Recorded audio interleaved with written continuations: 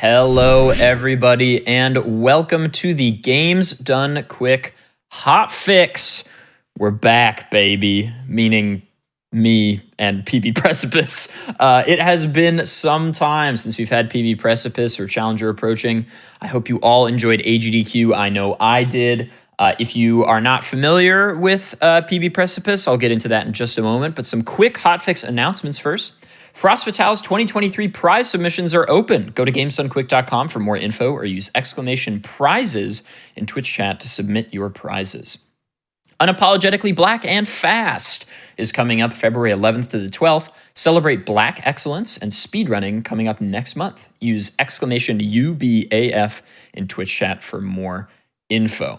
Okay, really quick. First of all, hi, Danny. Hi. We have Danny B on today, and he will be doing attempts of Ocarina of Time Glitchless any percent. We'll get into that in just a moment. But gamers, this is PB Precipice. So this is one of our many hotfix shows. If you watched AGDQ, we have daily speedrunning content here on the GDQ channel. This is one of them. This is PB Precipice, a show that I host, in which we bring on runners who are really, really close to beating their PB in a game.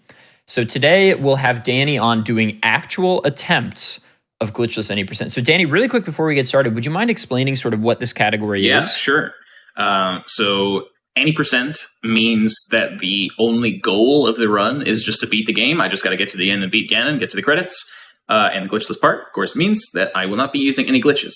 Now, as a warning to anyone who is unfamiliar with glitchless speedruns of Ocarina of Time or glitchless speedruns in general, glitchless very often does not mean what you might expect it to mean. It is glitchless as defined by all the speedrunners of the game.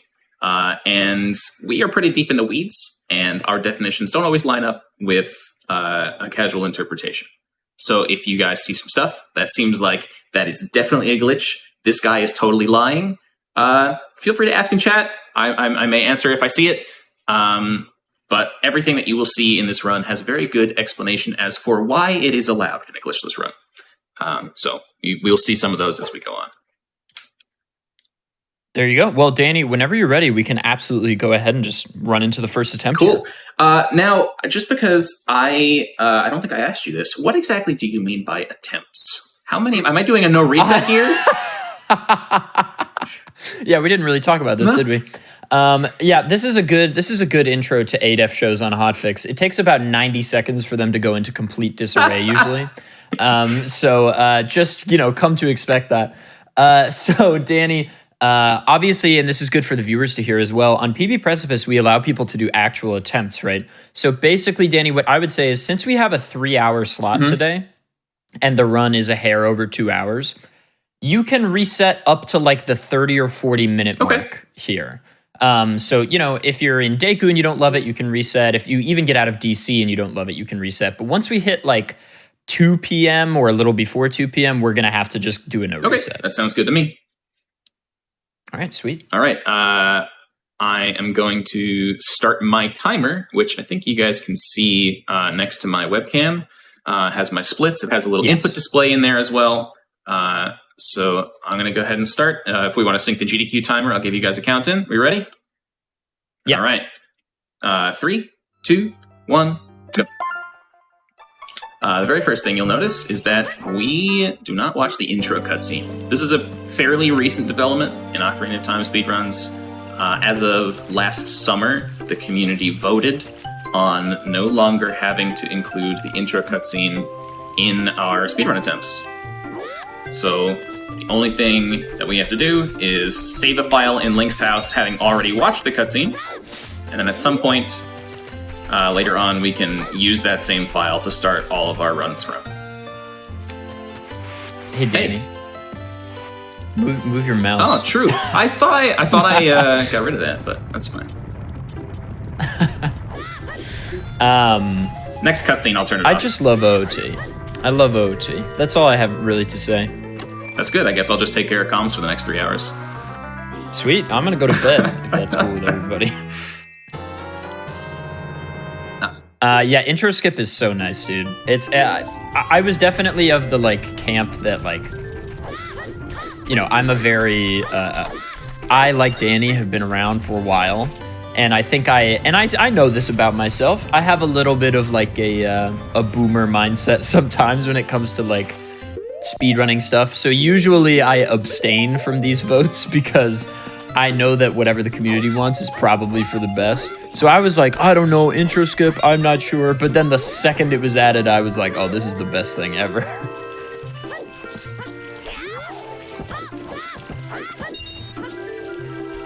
I'm liking this rupee movement, Danny. Thank you. Not too bad.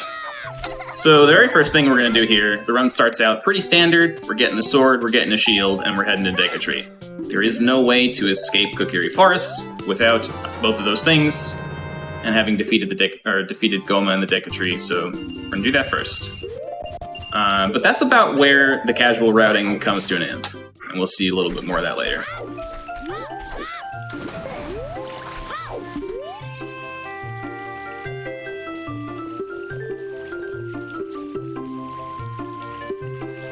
Danny, I have a question. Yeah. I've watched many Danny B Ocarina of Time speedruns, and I happen to know, beyond a shadow of a doubt, that the only 3 buttons that can advance text in OOT are A, B, and up, C up. Correct. But I notice that when I watch you play OOT, and I don't know if this is just a fidget or like because we all have those, but you press the R button a lot when mashing text.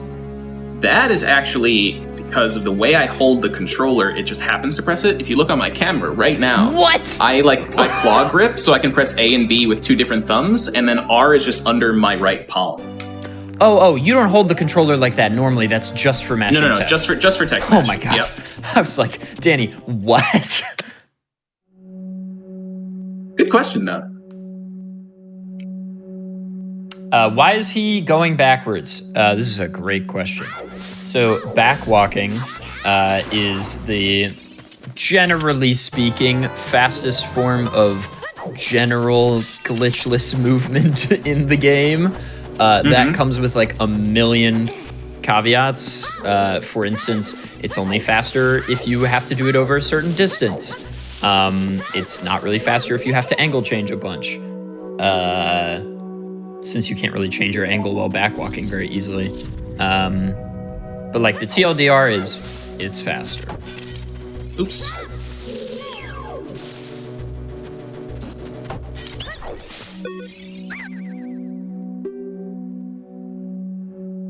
Is it more efficient to mash for text? It is just the grip where I feel like I can press the buttons the fastest. It seems to work for me because I can reach about 20 presses per second with that grip, and this game runs at 20 FPS, so it means I should get frame perfect text boxes pretty much all the time if I'm really trying. Do you even mash C up? Nah. It's I feel like getting a third button in there and actually interleaving the presses between all 3 is like is too hard. I mash, and maybe this is suboptimal, I don't know, but on the N64 controller I have right thumb on A, left thumb on B, right index finger on C up.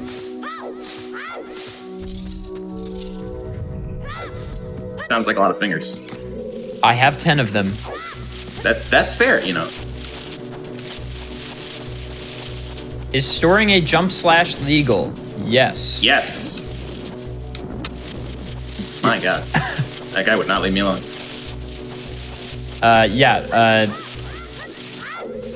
Power crouch stab is what you're referring to.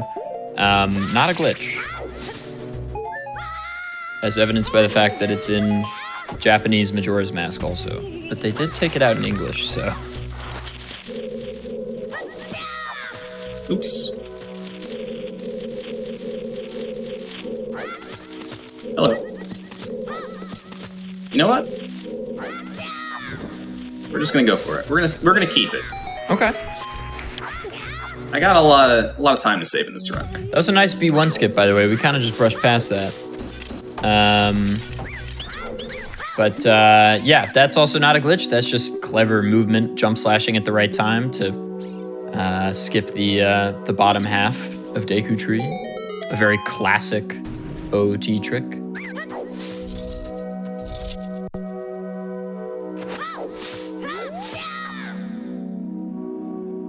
Yeah, so with power crouch stabbing, I'd actually probably disagree with you, Adef, that I think it is a glitch.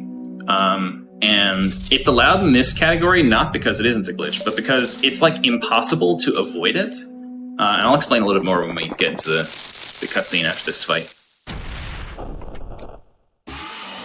I can't wait to have this debate. I'm so excited. I'm so excited to lose a debate live on the GDQ stream. It's going to be so exciting for me.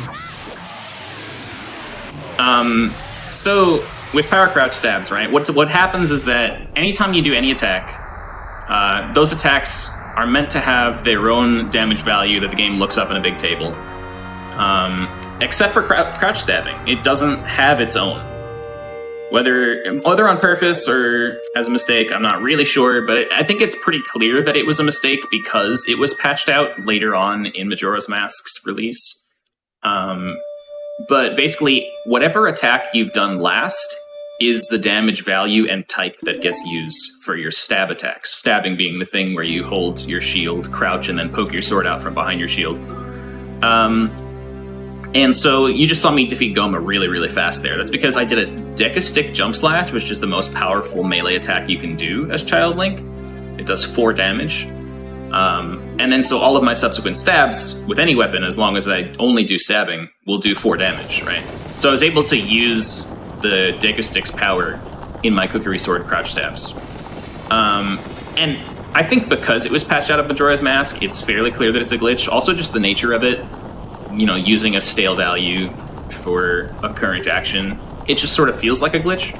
But the reason it's allowed is because the only way to ban that from a glitchless run would be to say you are not allowed to stab your sword at all, right? Because there is no such thing as a sword stab that isn't broken in that way. You know, it may be more or less useful depending on how strong the last attack you did was, but it's always broken, right? So there's no such thing as a non-glitched crouch stab, and it's just too stupid, kinda, to ban a sword attack that is in the game, because it's useful for other reasons besides just being powerful. Like, it's quick, and it's easy to hit pots like that, because you're close down to the ground if you need to stab a pot and, like, get something inside it.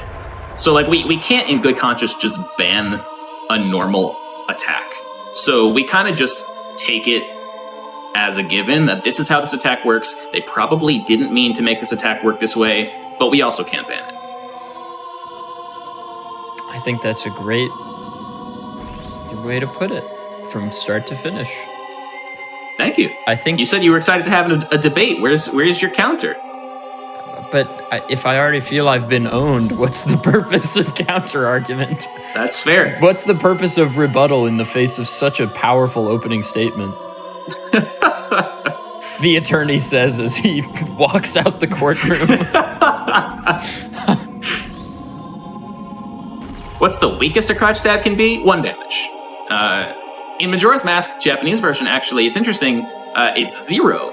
It initialized, so the crouch stab reverts to its default value every time you like load a new area in the game, and in this game that default value is 1. So if I haven't done any attacks yet since I entered the area, my crouch stabs will do 1 damage. In Majora's Mask, it does 0. So if you just walk into an area and stab something with your sword on the Japanese original release, it will do literally nothing. It's very funny. There are so many little idiosyncrasies with power crouch stab that I absolutely adore. Like the swing a Deku Stick, get ISG off a pot, is so beautiful. It's so that you don't break the pot, right? Yeah, because Deku Stick's swing is super weak and unable to break. Or it's not that it's weak, it just can't break pots.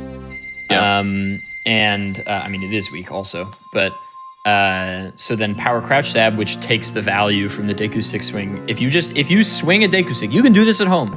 Swing a Deku Stick and then go try to break a pot in the same area with a crouch stab. The pot will never break, but you'll get the pot sound effect, like the boom, every single time. It's beautiful.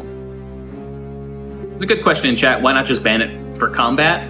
And it goes along with what I said earlier, where it's useful for other things besides just its damage properties. Like, for example, crouch stabs are the best way to fight Iron Knuckles and Stalfos, regardless of the damage. Of course, the damage helps. If it was only doing 1 damage, we'd probably work around it in another way. But, just getting low underneath their shield or the axe right, is like very useful, just animation-wise, regardless of the damage. So it's like, it just feels too silly to say, hey, this is something that you're allowed to do, but only in these situations where it doesn't help you very much. Like, it just kind of goes against the nature of the rule set. I cannot believe that we are 10 minutes into this, and this is the beauty of glitchless runs, dude. We get to argue for hours. It's so much fun. It's so dumb. I'd like to make a kind request, and everybody in chat, you can say that I'm annoying or mean or whatever for this. Please stop. No more. Respectfully, but not even counting me, Danny's got more hours in this game than you'll get in your whole life in this game. Just stop. You do not have an informed opinion on this, and that's okay. We don't all know all the stuff in the world, but the community of OT, regardless of whether or not you think something is wrong, has made a decision, and that's final. And I hate to tell you this, but your opinion in Twitch chat will not change it. So it's not even worth sharing. Instead, why not grab a nice cup of tea, eat a nice cookie or something, and just sit back and relax and let Danny and I argue about nonsensical AF's taking BS. none of it. None of it. It's just so boring. It's so boring and nonsensical. I love here's another one. Here's another one where we're going to argue. We're about to do it. We're going to argue. This is going to be a lot of fun. Are you doing the owl skip? Are you? You know it, dude. No, I'm not. All right. So, when you take out a weapon in this game that Link doesn't already have in his hands, he spends a few frames reaching for it and getting it into his hands. During those few frames, owls cannot talk to you. I don't know why. It's very much intended. But here, let's see if I can do it.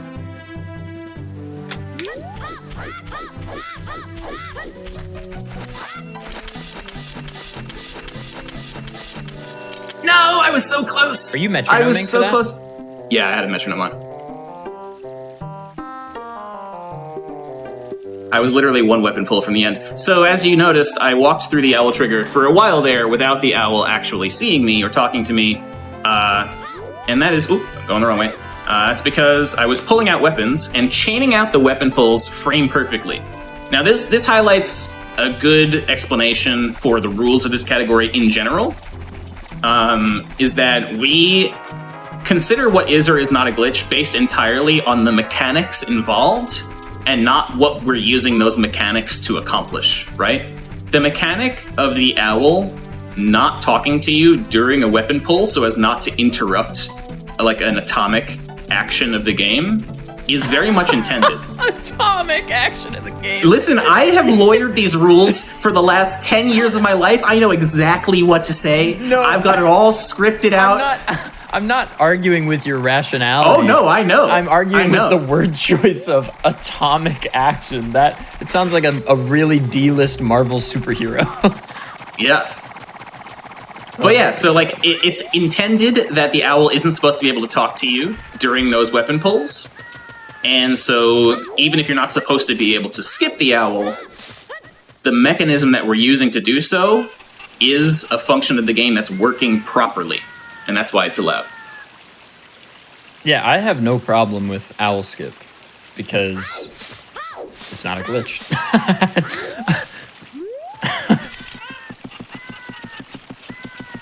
And we'll see a lot more stuff like that, where I'm playing in a way that they didn't expect me to, but I'm only using intended mechanics. Like this! We're getting deep into it now. This isn't a glitch either.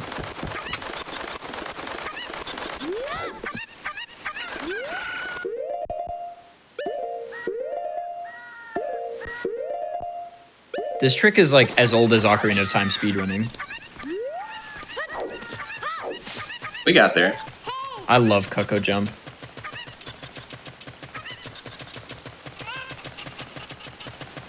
Now people are debating the meaning of the word atomic in Twitch chat. Come on. Just let it happen. You just gotta let it happen. Come on. It's smallest The debates are the best part. Non-subdivisable.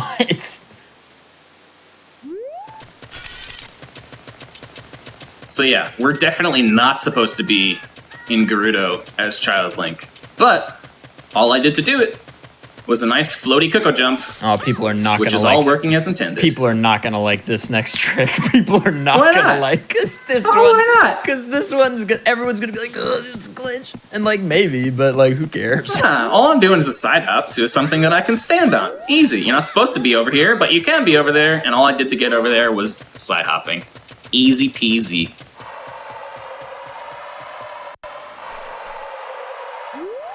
Yes, atoms can be subdivided, but not for the purpose of this discussion.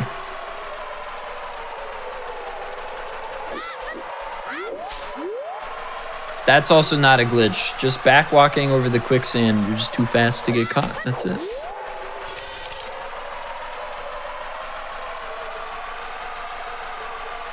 So I did a glitchless run on GDQ back in 2016 on like the main GDQ event during the summer. And chat was exactly like this. It's so much fun, dude. You're nuts. I had Reddit threads on the speedrun subreddit of people like trying to call me out for all the cheating that I was doing. Oh, it's a blast. I love it. The funniest thing about that to me, like wanting to go on Reddit and be like, this is like genuinely, and I genuinely mean this, and you can be mad about me about this. Who cares? That's like I don't know. Maybe that's like too much of like a nonchalant opinion, but like genuinely, who cares? Like, just let people have fun, and the OOT community, which is thousands of members, has collectively decided, essentially, more or less, at least by majority rule, that this is fine. And you know what? If you don't like this glitchless rule set, boy, oh boy, do I have good news for you. We got another one! There's 2 glitchless rule sets. Not just this one, there's another one. The other one is called Glitchless All Main Quests. And because this run skips so much stuff, just because of the nature of how powerful some of the glitchless techniques are, the All Main Quests Glitchless run forces you to complete more of the game so that the route more closely resembles a casual playthrough route, but just with, tricks to make it go faster. Do you still refer to this category as unrestricted and the other one as restricted? Not anymore, yeah. This is Glitchless 90% and the other one's Glitchless All Main Quests. We got a little bit of a rebrand recently. Okay.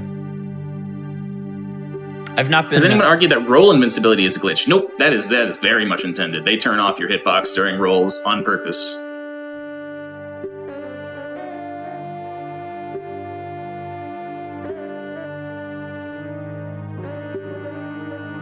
So some of you might be wondering, why the hell is he in Spirit Temple? What's he got to do here? And the answer to that is a couple things. Most importantly, I'm going to be getting bomb shoes here. It's one of the earliest ways that you can get bomb shoes without using glitches. And bomb shoes are going to be super important because it lets us enter Dodongo's Cavern early without having the strength upgrade.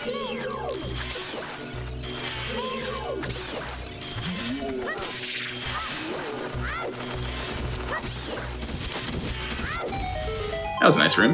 Yeah, that was good.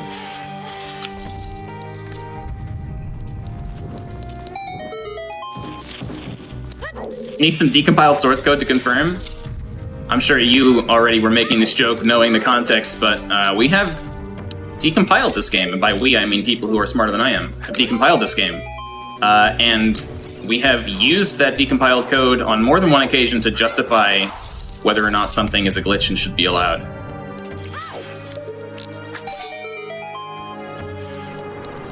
Which is kind of epic. Like it is. Like it's like literally providing evidence is so hilariously awesome to me. God, I love that jump slide. I am missing rupees. I think that's actually okay. Where would you have missed a rupee? One of the blue rupees fell into the abyss. Or am I missing rupees? Maybe I'm not. I think I am. I'm missing 5. That's okay. I know where to get them.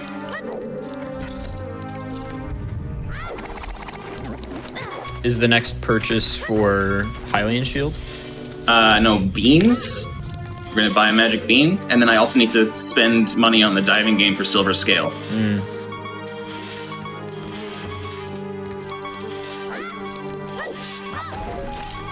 I also love the clarification that, like, I think especially in America we have this problem. Oh boy, I'm really getting into it. But like, do you ever notice, and I do this too, I think we all do it, we'll be like, they found out about a study, like a study we've never read. We'll be like, you know, for instance, somebody will be telling you about like the efficacy of eating bananas in your diet or something, and somebody will say something along the lines of, well, they found out that bananas are actually pretty bad for you, or whatever. And then they are never forced to say who they is, or who, or what they're talking about. We just all accept that they means the smartest scientists. And I think that plus the thing that we do in the speedrunning community are very similar, which is where we go. We always say, well, we discovered that ISG was useful for this.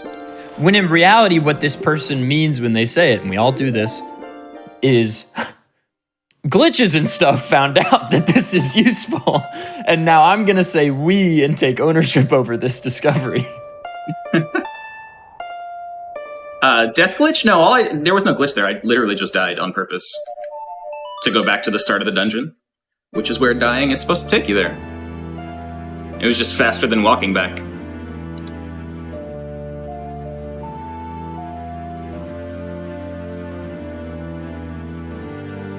Yeah, but like, I'm not in the middle of a casual conversation with somebody in public just gonna go, who's they? Like, I'm not trying to like own people in conversation. Maybe that's a lesson we could all learn, gamers. You don't have to win conversations. You can just be an active participant. just be a listener. ISG is definitely a glitch. I was just giving an example of a thing.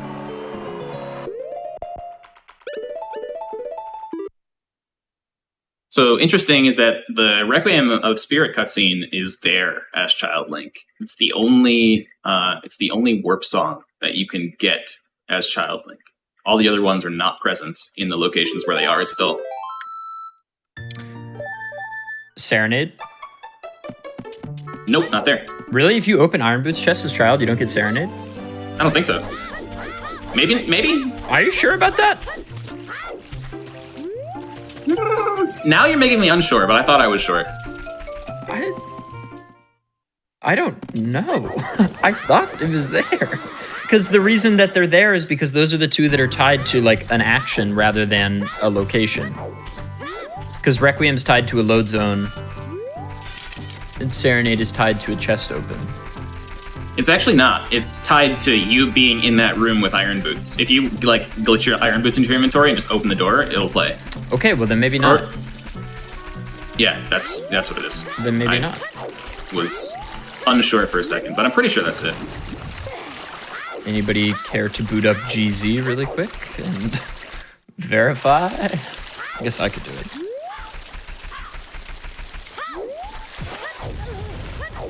Serenade is irons and inventory plus adult. If I'm going to trust anyone on this, it is Dotso.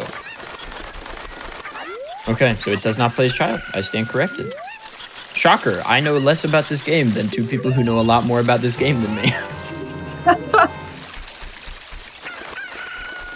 Alright, so I picked up a beam, which we're going to use a little bit later for some interesting stuff, which you guys will totally love and not argue with me about.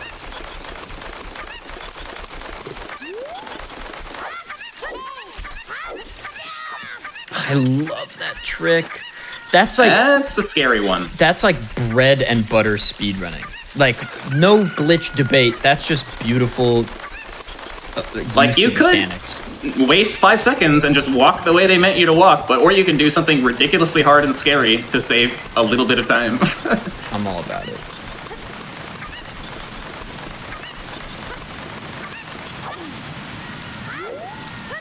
And that was the reason for the Cuckoo, is that there's just a space behind the waterfall to just jump right in. So I am missing 5 rupees because I need to spend 20 on the diving game. Luckily, there is a blue rupee pot right here to get us a nice little backup. I don't remember which one it is, though, so that was not it.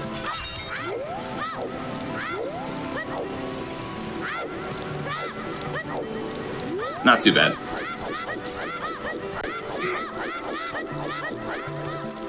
definitely intended? No, definitely not intended. No, they did not intend me to fly behind the waterfall with the Cuckoo. But that's not the point of Glitchless, right? Is did I do a glitch? And the Cuckoo was performing as intended, the walls were all performing as intended. There were no glitches happening there. But that doesn't mean that I'm playing the intended way. It's an important thing to notice. The 5-head response to that comment, Danny, is you're not intended to beat the game in less than 3 hours, but I'm doing it. Ooh, got the triple. Very nice. A 3-for-1. I'm pogged. Looking good. I'm pogged.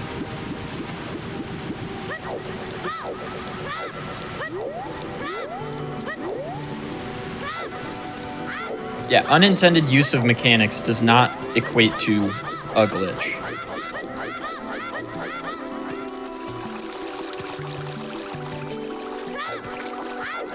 Like, if you happen to be in Goma's boss room as adult, which to be fair does require glitches, but like hookshotting Goma's eye feels like an unintended use of a mechanic rather than a glitch, for example. I don't know why that's. I don't know if it's just for me, but you're kind of quiet for me, Adef. Oh, I just got quiet just now while I was speaking. What about now? How's my volume now? Pretty good. Maybe it's just because I have Ocarina of Time pretty loud in my ears. I turned it down a little bit. I think we're good. Yes, I needed the silver scale to get Ruto's letter. That's correct. Because there is no way to get to Jabu's belly without moving King Zora and showing him the letter, without clipping out of bounds, which is definitely a glitch and not allowed. Not allowed to clip through walls in Glitchless.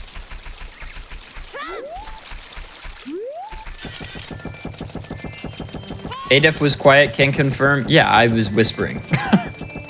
I was having a conversation with myself. You know, very normal behavior. Unintended use of intended mechanics is what you call an exploit. It's a good way to look at it. Yeah, exactly. Hey, Danny, move your mouse. Dang it. 1 second. Just gotta make sure I get my ride here. Oh my god, that he was like on the grave? I was afraid there.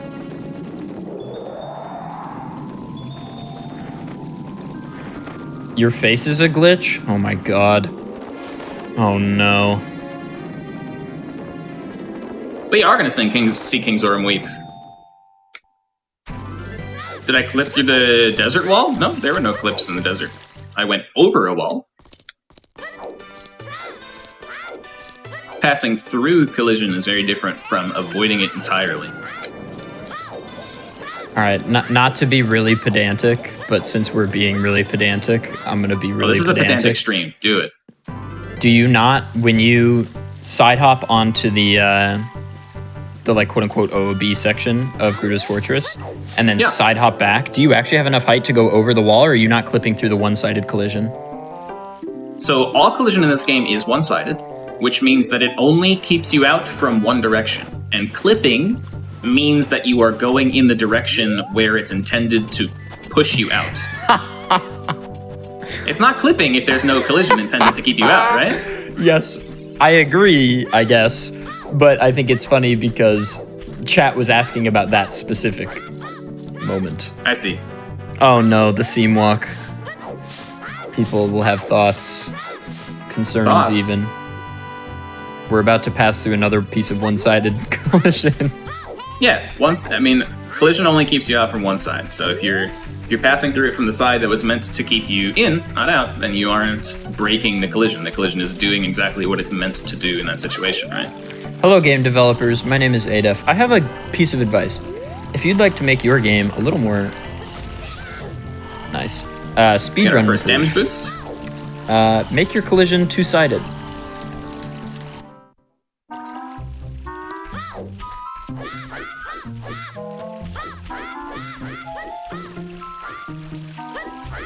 Damage boosting is an interesting case for me because I think it's definitively not a glitch, but apparently it's up for debate.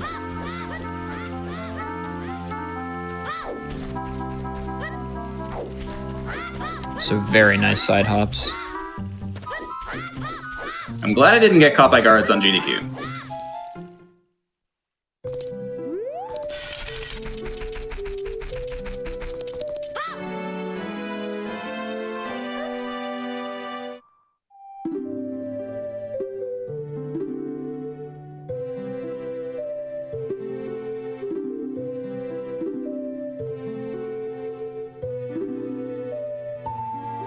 literally every message in chat is whether or not what I'm doing is a glitch. I love you guys. I love you guys so much. I don't have the heart that you have. How didn't the guards see me? So guards can only catch you if you get close to them, if you are in their vision, looking like straight forward, and if either of those two things happen while you are on the ground for at least 2 frames in a row. So if you only ever are on the ground for 1 frame at a time, then they can never catch you. And so I just chained a lot of frame perfect side hops in a row in order to avoid getting caught. Basically, Danny's saying he's a god, and that's it.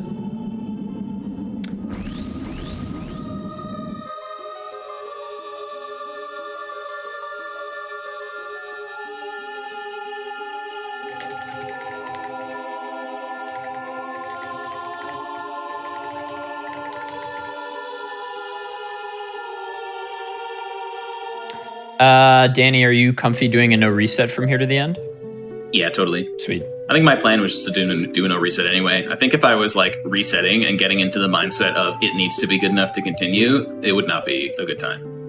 I actually think that is a really good, not to like switch the conversation per se, but this is something I am rather passionate about, is like mindset and mentality in speedrunning. We talk about this all the time on this show. Yeah. But I think that a good lesson for all you budding speedrunners out there that takes a long time for most of us to learn, took a long time for me to learn. Same. Is like, sometimes the best mentality you can have when you're really close to a PB is, I think I'm just going to do a whole run and see what happens. Or like, if you put yourself in the mindset of, I need the first 5 splits to be perfect, you might never see the late game.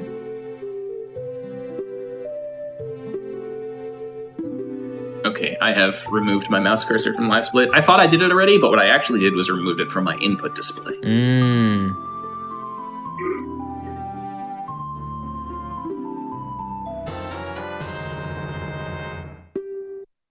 Hey gamers, every couple minutes or so, a beautiful little thing is popping up at the top of chat that says, join us in following Danny B, and a little button pops up.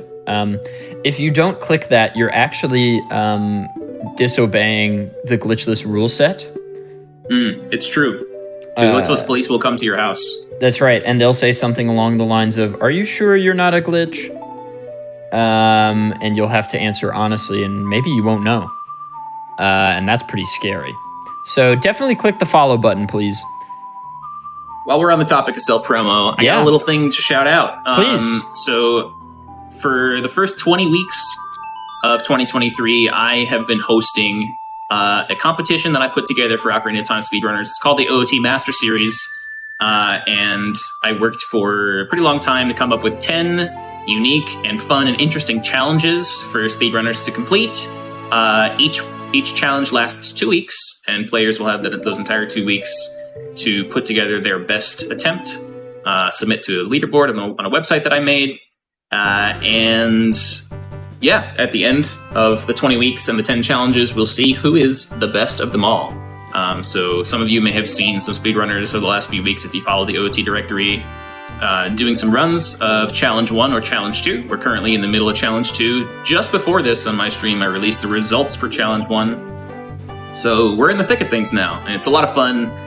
So if you like OT speedrunning, keep your eyes peeled on my channel for official OMS stuff and for other runners in the OT directory doing runs. What website can they go to, Danny? Yeah, OOTmasterseries.com. Boom.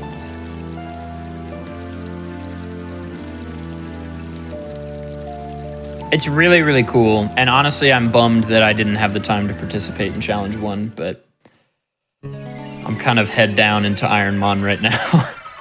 True. All right, so we're back to Spirit Temple. Just for a quick little stop here, that bean that I got, I gotta get rid of it. This is where we're planting the bean.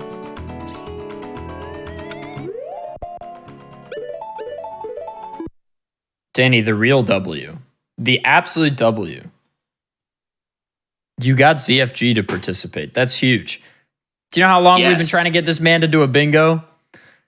This is a W. He's a bit of a solo guy, so to see him participate in the community event, it made me really happy. It's really cool. And a lot of legends came back to participate. Marco, who hasn't been playing too much OOT anymore, it did runs. SVA did runs. A few players who I haven't seen in quite a few years came back. Someone just stopped by in my chat the other day saying, like, hey, this competition got me back to the game after so long. Thank you. This stuff warms my heart, dude. It's awesome. Love seeing everybody come together. And also, some cool stuff was already found in order to make these unique challenges faster that wouldn't have been found otherwise. Like, stuff to do in the game. So, that's awesome.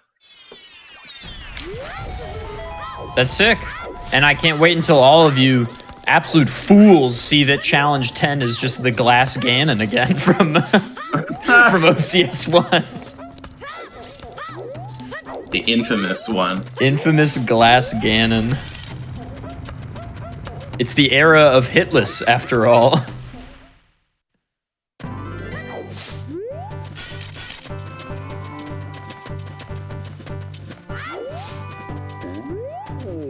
Is ADEF commentating? Unclear. All right, here we go. Dodongo's Cavern.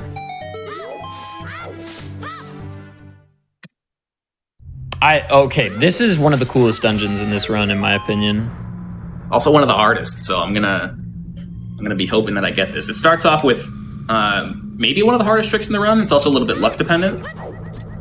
So hopefully I get this. It probably won't work. I think I messed it up already. We'll see. Oh, it worked! Very nice. And now another one.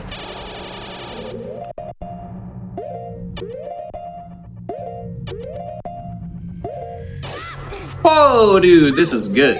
I love that trick. This is extremely good.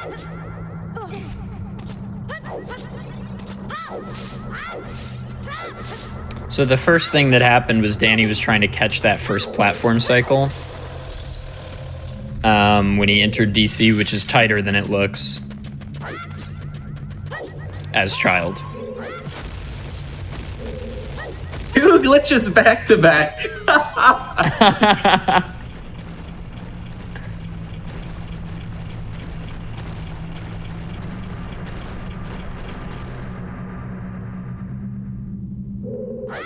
That is not a glitch, bro. Are you kidding me? You're literally just getting pushed by a laser mid-backflip. That is not a glitch. You backflip, and then you just get pushed with your shield. I don't know how to... That's it. That was sketchy.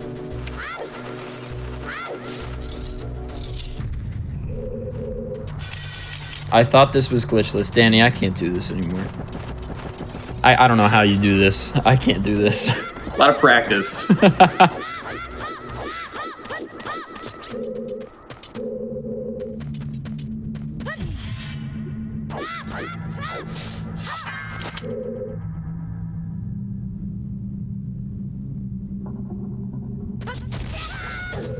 Nice. Good damage boost.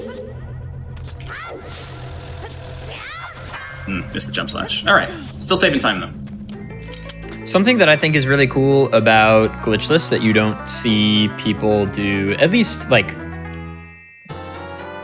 I don't know.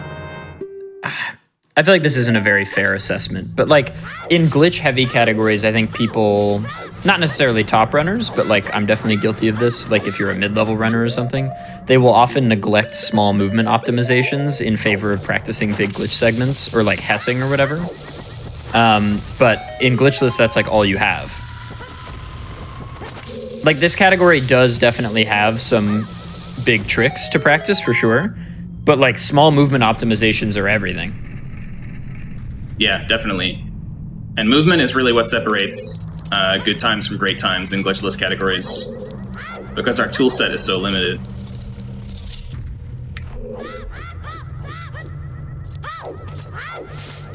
Oh, I saw a couple people earlier asking what the world record is in this category.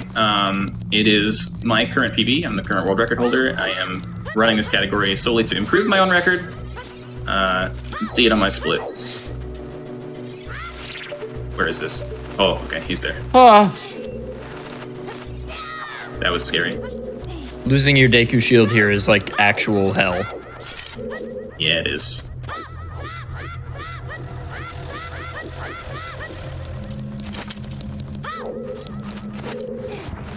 And it may still happen, so I gotta be real careful in this room.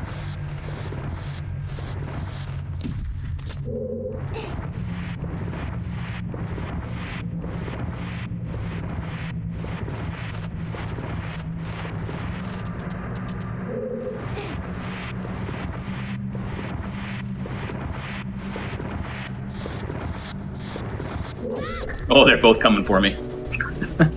Alright, we're good though.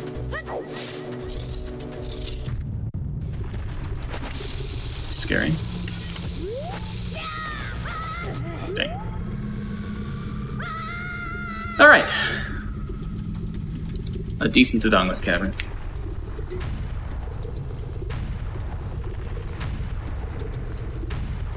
I did forget to pick up the map and compass. I don't know how I'll ever know where I'm going now. What's my most amount of time saved in this category? It's a good question. In Shadow Temple, I have a minute to save versus my PvP, versus my best split.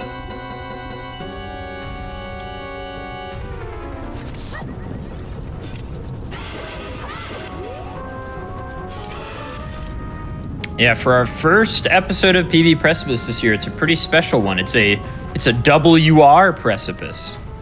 True.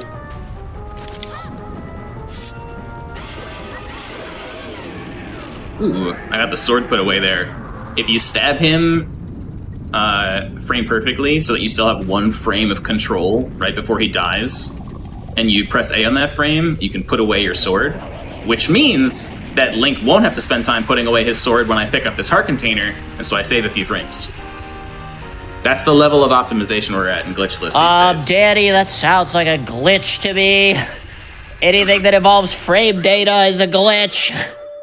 I think I heard you push your glasses up your nose when you said that. I pushed my pants up my body. Oh yeah? I don't know what I'm saying.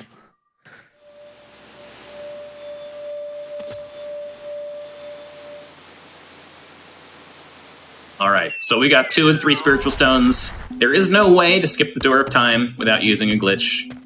Even though it's extremely easy to skip the Door of Time. You have to clip through a wall to do so. That pesky little wall is the only thing stopping us in the glitchless category from going right to adult section. So we gotta do all 3 child dungeons, and we got 1 left.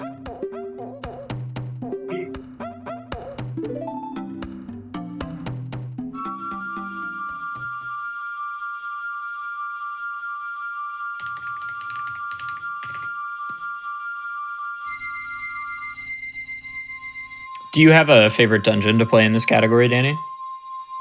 Good question. I think it's probably Shadow Temple. Shadow Temple is like really hard to do well, but it's also got a lot of cool tricks.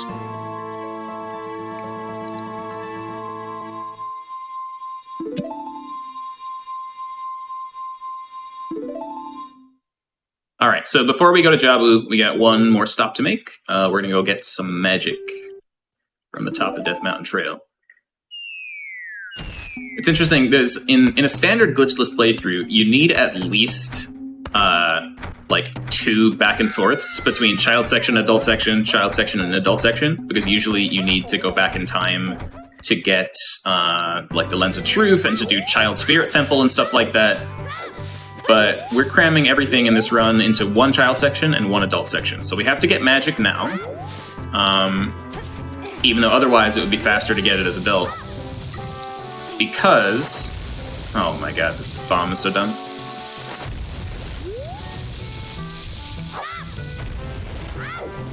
And that jump is so dumb! Oh my goodness. This is the worst ledge in the game. This is like genuinely the worst. Look at it! Look at it! Work a second time! Look how this is so stupid! Look how dumb it is. God. It's the worst. So annoying. There's literally nothing you can do about that. It's very funny. Do we know why that glitch is so strange? Yeah, Or that I do know why. that ledge is so strange. A jump happens when Link is suddenly, like he was on ground, and then on the next frame, he is at least a certain distance above the next ground below him. Is it because it's slanted on the other side? Sure is. There's a tiny little sloped wall right underneath that ledge. And if you roll off with such a spacing that... hold on 1 second. Let me just not die again to this. Okay, oh. Jeez, these Skulltulas have really been messing with me today. Yeah, so if your first frame off the ledge is still really close to the ledge, then that very slightly sloped wall is directly underneath you. And you don't pass the distance check in order to be far enough above the ground to trigger a jump. It's so dumb.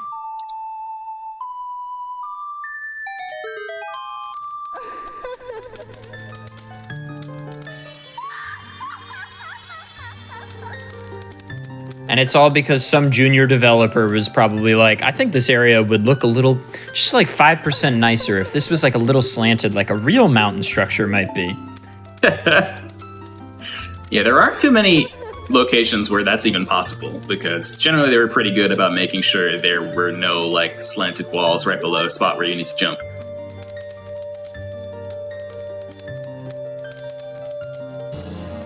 Yeah, the allowed / banned list, it's like a very long list, but it's more just because like this game has so much stuff that you can do in it that like the list has to be really long. Like there's no way to not make it really long.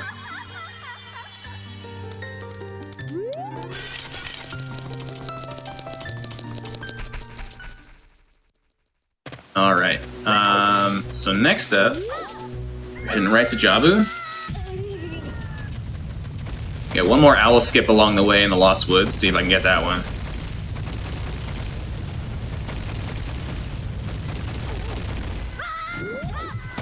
Oh my goodness! Wow. That rock really wanted me, dude. Is SRM banned, Danny? This is a great question. Oh, sure is. Huh. Yeah, no. You're allowed to write whatever you want into memory and then execute on the code, no problem. It's not a glitch. It's not a glitch because the game's code is executing, so... Yeah. You know it. Dang, missed the owl skip. It's alright. Those are the hardest things in the run. So, not worried about missing those.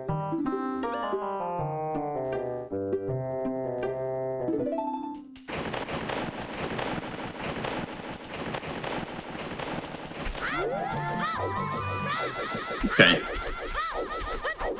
So Jabu is actually a pretty straightforward dungeon, for one exception. The first half is going to be literally just a casual playthrough, but fast. And then the second half has a surprise. It's a hard surprise.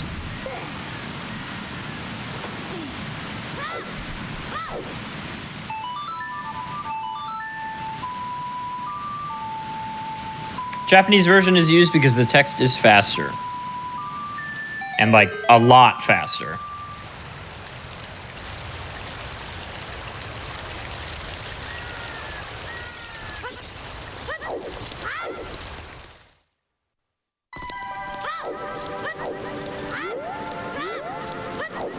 Okay, so I'm gonna grab a couple extra Deca here. And then we get to do the best part of the whole run, right here. This is it. It is the best part. This run is just going downhill from here, guys. So if you enjoy this, you can just leave. Nice. Yeah. That's it. There's nothing better after this moment. It's important to get your weeps in chat in this moment. Yeah. Some of you who are here for my stream, if you got your weeps, now's the time.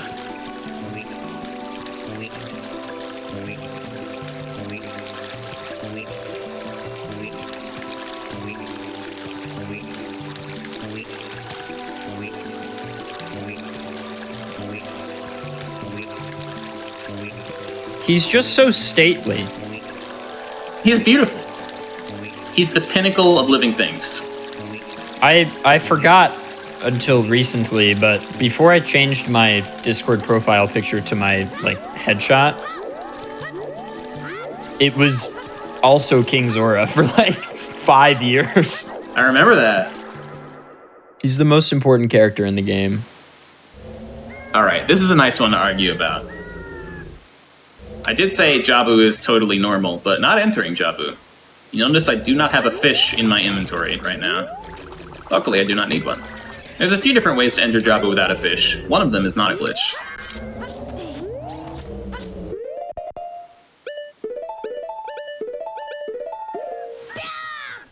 Now, that may look like a glitch to you, but I'll explain how it works. So loading zones in this game are floors that when you are directly over them and there's nothing between you and that floor to block you, just trigger and bring you to the next area, right? The inside of Jabu's mouth is such a floor, and it brings you to the inside of the dungeon. And there is a hole in Jabu's head, where if you go directly above that hole, the next thing underneath you is the inside of his mouth. And so you trigger the loading zone from the outside. The other way to get into this dungeon without giving him a fish is to just clip through his mouth and actually go in there. But I never went through the wall. There's just a tiny little hole that allows the floor inside to be your floor.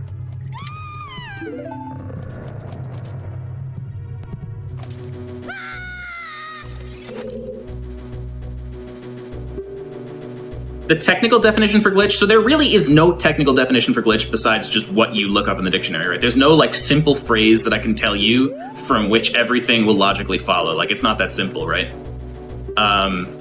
But the best explanation I can give you shorthand is if any of the mechanics you're using are mechanics that were not meant to be in the game, then you're probably doing a glitch. If you're only using mechanics that are all working as normal, even if you're using them to an unintended result, then you're not doing a glitch. Right? So like all those walls on Jabu's face were doing exactly what they were meant to do. They just didn't form the walls properly to keep me out. Right? So like level design issues are not a glitch because that's just the way the level is, right? Like if there's a jump that I wasn't supposed to cross, but I can cross if I like do a really precise jump, it's not a glitch to do that jump because the mechanics involved are working properly. So that's like the shortest explanation I can give as to like the ethos behind all the rules in this category. And you can usually figure out what should or shouldn't be a glitch based on that sentiment, but there are some exceptions. Oh, cool. That's definitely what I wanted to do. Just testing to see if Ruto is still awake, you know.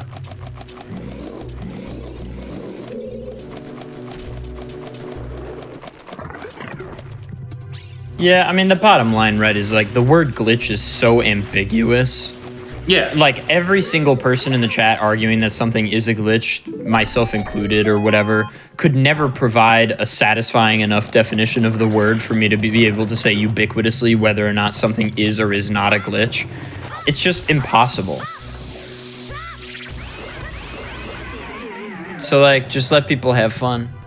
Yeah, I mean, the best we can do, right, given what Adef just said, the very best we can do is strive to learn as much as we can about the game and how everything works, and make an informed decision. That's the best we can do, and that's all we've ever done. And so all of these reasonings that I've been giving you over the last hour as to why something is allowed, it's not the only possible outcome, right? There are ways to argue the other way, and in some cases have it be pretty valid.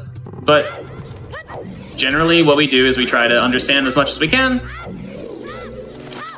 and then make community votes from there. Good luck. Thank you.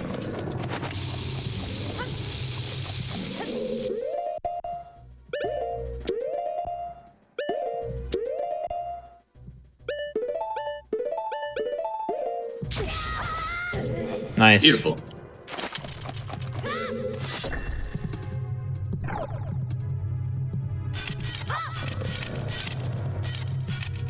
Oh god.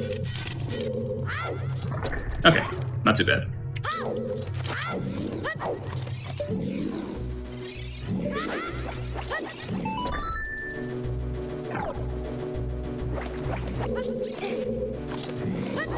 That trick All is right. so sick. Yeah, it's sick, and it's also really scary because if you miss, you fall all the way down, and then you lose like 45 seconds having to reload the room to get the elevator cycle to work out. Does the community ever change its mind on what is considered a glitch? Yes. Yeah, sometimes. There have been some times where something was allowed back in the early days before it was like really well understood, and later on some knowledge comes up where we're like, oh, that's how that works. It's definitely a glitch. Let's ban it. The ebb and flow of Glitchless is a constant river. Okay, you guys? Can we all just accept this? Can we accept the ephemerality of life and that sometimes it's okay to change one's mind?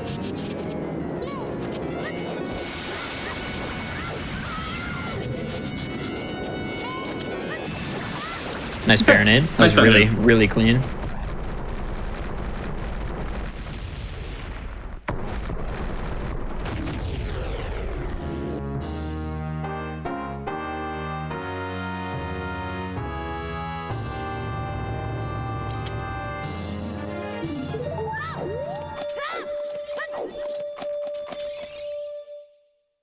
Very cool. I think I'm just at this point in the world where I'm so like frustrated with how much we argue about everything on Earth right now that I just like have these moments of like, can we all have fun, please? Can we all be nice to each other? Even on something as harmless as like, is this a glitch or not? I'm just like, no, stop.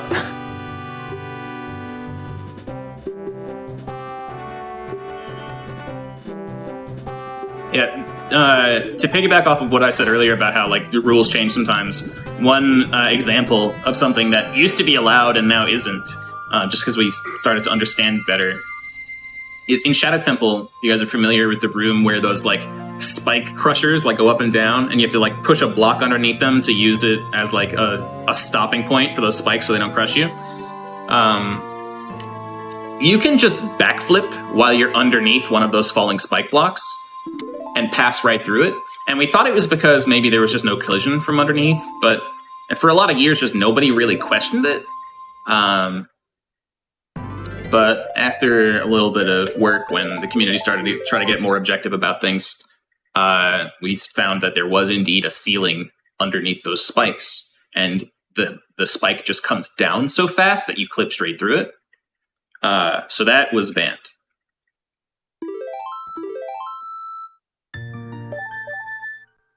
And now the way to get up there is way harder. True.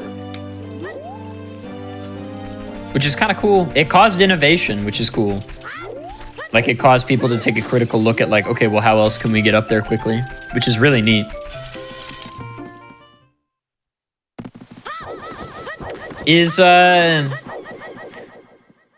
I'm going to use the words unrestricted and restricted for a moment. Spare my stupidity. One of them does the hover boots off the chest, and one of them does like the spike push thing. So both of them now do the spike push. After the rebrand of all main quests from restricted, damage boosts were allowed again. Previously, damage boosts were only banned in that category because of how powerful they were, even though everyone pretty much agrees that they're not glitches, right? They just had to ban them to preserve that route that we wanted. But now that the category is reframed as an all main quests thing instead of an any % thing with just stricter rules, we can mandate that those things are required in the run now because it's not any %. So we can just say, hey, you have to do this boss, or you have to do like Gerudo Fortress. You can't skip it with a damage boost, right? So because we say you can't skip it no matter what, damage boosts could be allowed again, and they're a little bit neutered in how powerful they were. That's cool. Yeah. Have any of my world record runs been disqualified due to a rule change? No. Generally, so like it's really hard to change a rule where something that was allowed no longer is, right? Because then as you're thinking, like every run on the leaderboard has an advantage in using it. So generally we try really hard to make these rules future-proof so that we never have to go back on allowing something. It has happened a couple times, but the couple times that it has happened, it's been done in a way where the outcome is something that everybody can still compete with, so that the old runs are grandfathered in. And then as time goes on, people get better, more stuff is discovered, and the old runs get obsoleted anyway.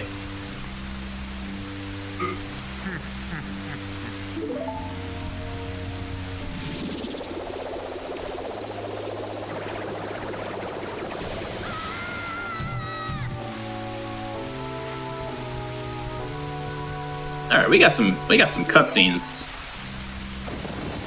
This run is half over. No! That's me being upset.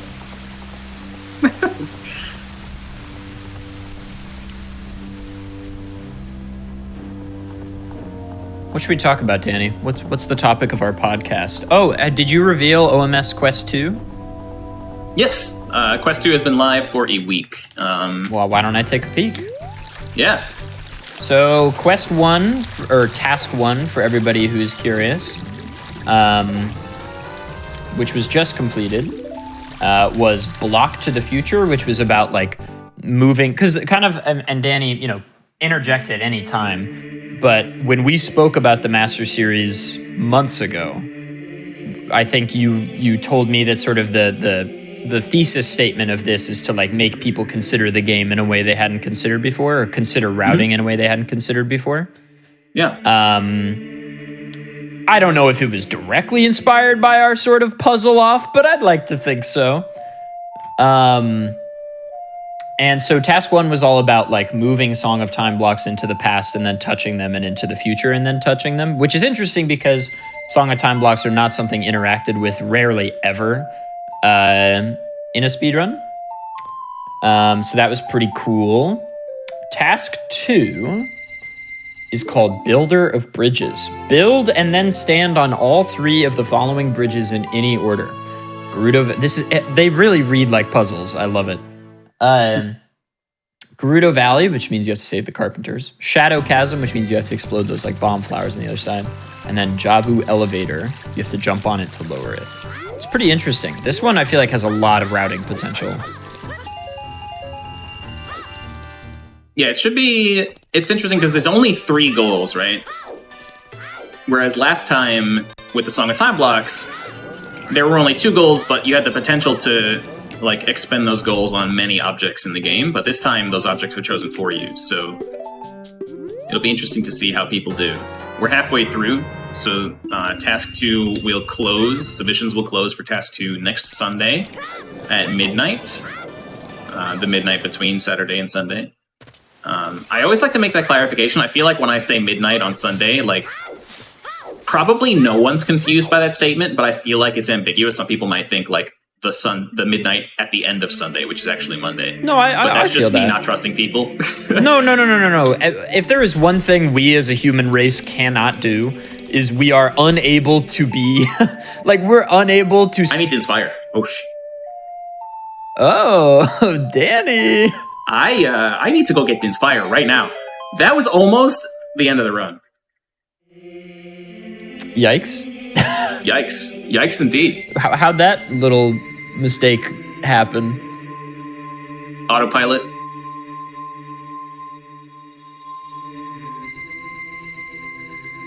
Yeah, I think time zones make everything hard, and daylight savings time, nobody's good at this.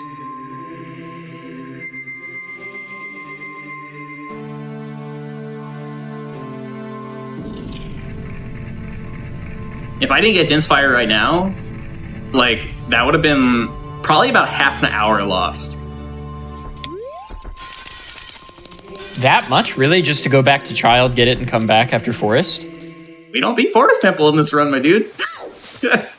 What? Wait. Right, you have Requiem. Oh, yeah, I guess you don't have to. Yeah, just Shadow and Spirit. But that's spoilers.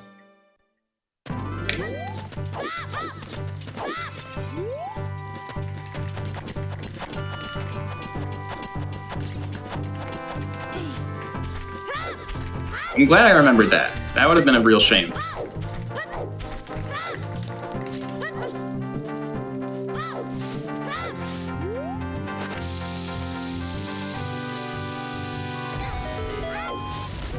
Get in there. Oh my goodness, crawl spaces are the worst! Get in there! There is no reason why they had to make crawl spaces so difficult to get into. The area that you can stand on to actually trigger them is just so small. You don't need all medallions to beat the game?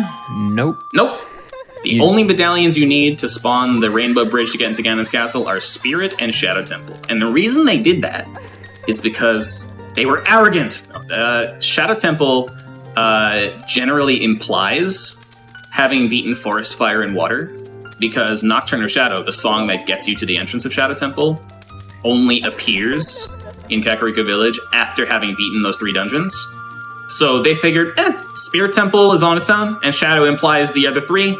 So if you have Spirit and Shadow, that means you have all 5. Let's just make it Spirit and Shadow. I don't know why. It would have been really easy to just add a check for all the other ones. I was just about to say, I think it is somewhat, not arrogant, but like just stupid, because you genuinely, like, the one line of code, if that. Yep. Not even one line of code. An extension of the existing line. The existing line just needs 3 more variables. Like...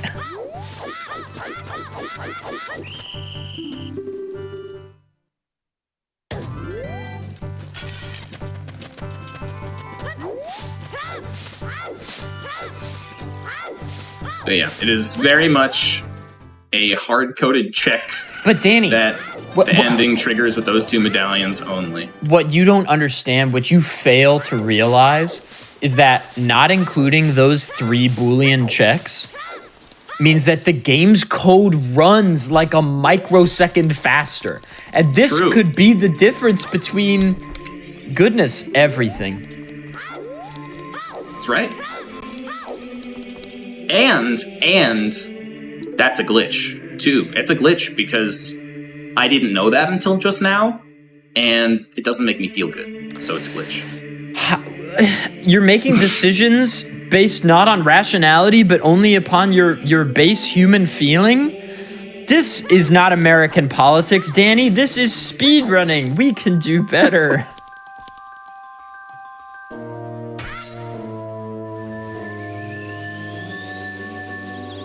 So we're going to go to Forest Temple, but we're not going to beat it. We do need to get the bow, because there is no way to beat Ganondorf at the end without shooting a light arrow at him. So we do need the bow and a quiver. Well, we only need the quiver, but you get them together, because getting light arrows itself is a bow. So we could have light arrows, but then we get there and be unable to hold any arrows because we don't have a quiver.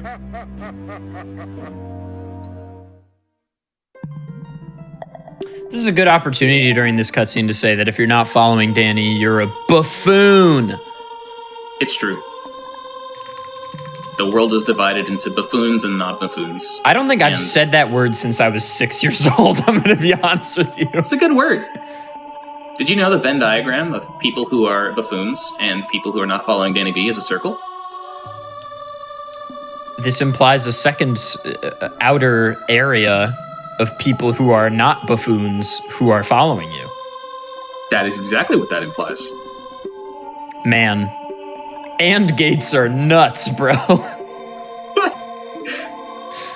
Or sorry, Danny. This is a joke for all my Logic Gate homies out there. I almost said exclusive and, which is already what an and gate is. Congrats on being the first person in human history to ever say the phrase Logic Gate homies.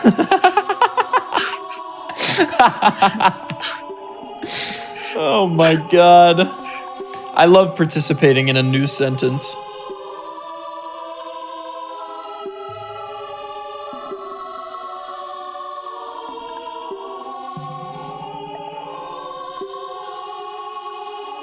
All right, so the adult section in this run, as we were just talking about, probably has a few less dungeons, a few fewer dungeons even, than you were expecting. We're going to do Shadow Temple first. We're going to go get the hookshot, and then immediately we're going to do Shadow Temple.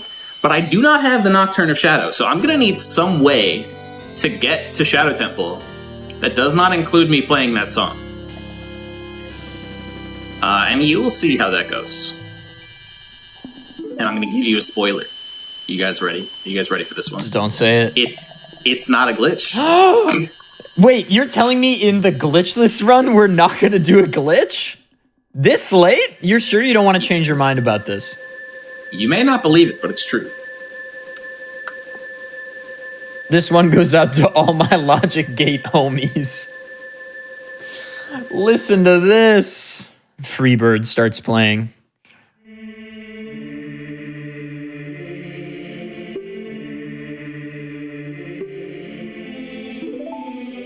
He is not gonna do hookshot jump. That is definitely a glitch.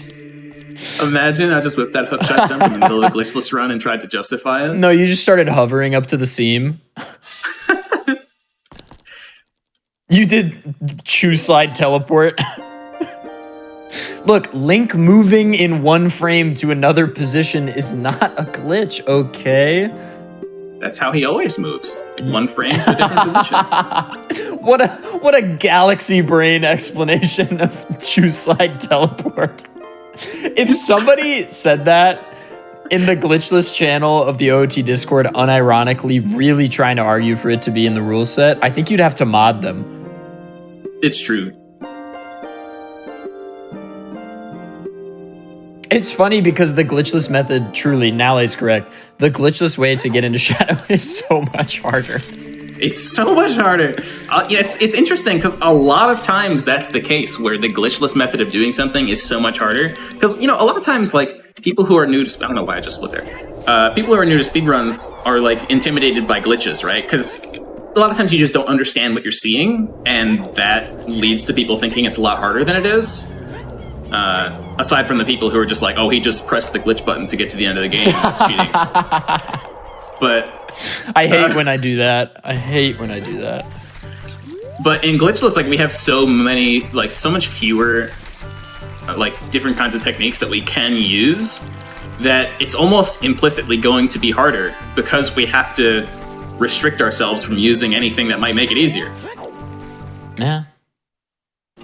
But that also presupposes that glitches are always easy, which is, like, That's true. Not the case. Yeah. Watch a modern Ocarina of Time 100% run and tell me that looks easy. Meanwhile, the player is fastidiously remembering 4,000 ESS positions. You may have noticed that I got the Kakariko intro cutscene when I showed up here. This is the first time we're entering Kakariko Village in this run, as Adult Link, in a glitchless run. Pretty weird. Didn't have to show up here at all.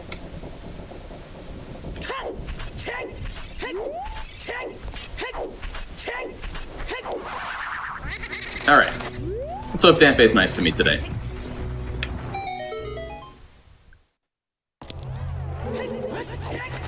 That's not what I wanted to do.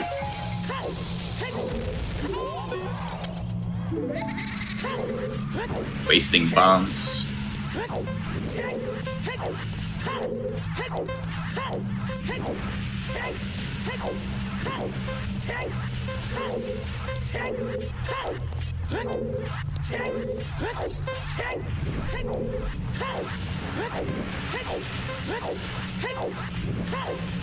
This is gonna be, full disclosure, I've been reading the chat for the last 30 seconds, so I haven't seen any of this, so I'm just gonna say 49 and hope for the best.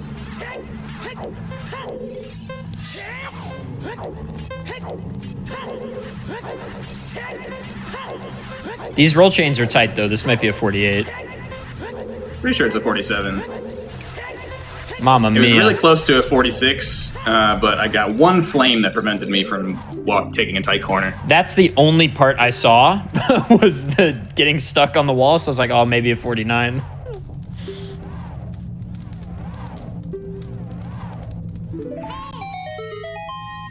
Oh my god, Danny, Dotso's asking the real question here. Is there any ruling that the community made that I didn't agree with? At the time, I didn't agree with splitting the categories because I was self-righteous in my opinion, and thought I was right. But splitting the categories was definitely a good thing. Okay, focus time. I'm gonna be silent for the next minute.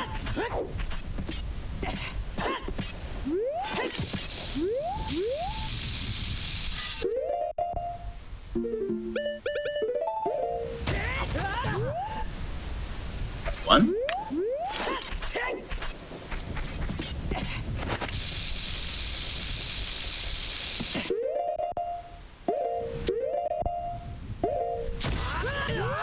Part 2. Now time to be extremely careful. Okay, so I hope Danny doesn't mind me commentating here for a moment. Go ahead. So Danny is seam walking right now. Seams are these like really tenuous pieces of collision to walk on. It's incredibly difficult, and the most difficult part is the transfer between two seams. Typically when you see somebody do this in a glitched run, they'll be using ISG, which is definitely a glitch, which prevents them from being able to fall off ledges, which has its own weird ramifications around seam transfers. But nice job, Danny. Not there yet.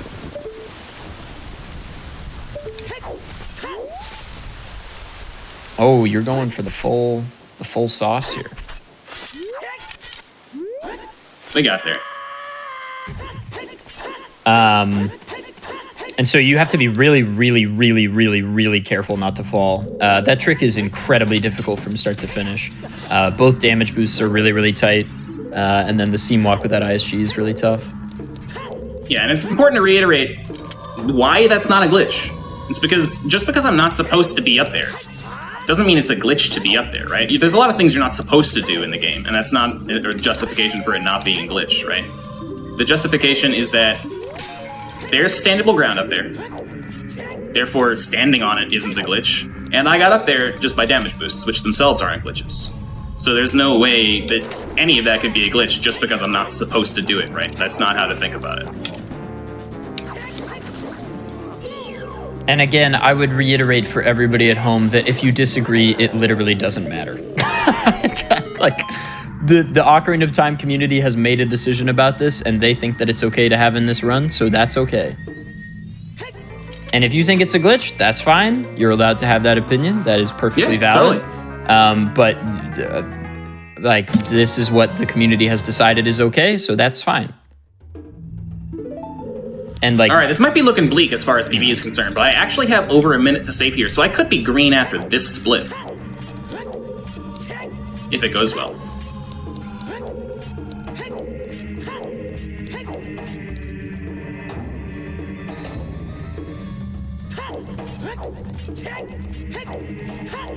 Like, you're absolutely allowed to think it's a glitch. That's fine. But again, I cannot emphasize enough. The community has decided, and that's fine. Like, you can go do a glitchless run where you don't do it if you want. Have fun. Like, it's okay. First try? No first try for me.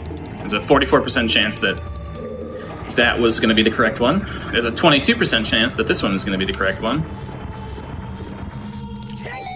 And that was it. Very nice. There's only 3 that it can be.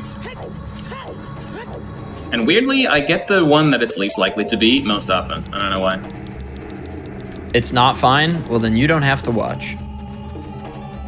No, that's not true. You have to watch. You can't leave. Where are you going? I require your validation.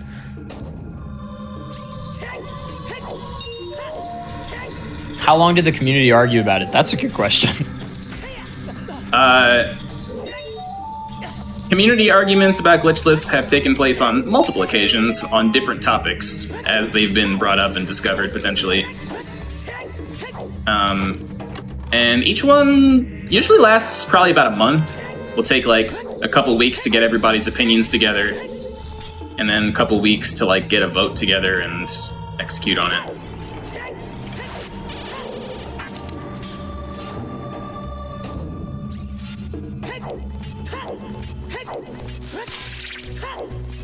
That's cool. That taking that stuns all 3 Skeletolas is one of my favorite little things. Why was unloaded doors allowed, not arguing, wanting the reason? Very fair. It's a very fair question. So, just like being out of bounds is a place where you're never supposed to be, right? Being in an unloaded area is basically the same as being out of bounds, right? It's being in a place where you're never supposed to be under the conditions that you're in, right? So we reasoned that when out of bounds was allowed, unloaded rooms was also considered in the same moment and for the same reasons. And so if we were going to allow being out of bounds, as long as you get there without glitches, it's pretty much the same idea to apply to unloaded rooms, right? If you can get to a room that hasn't loaded without glitches, it's not a glitch to be there. Nice.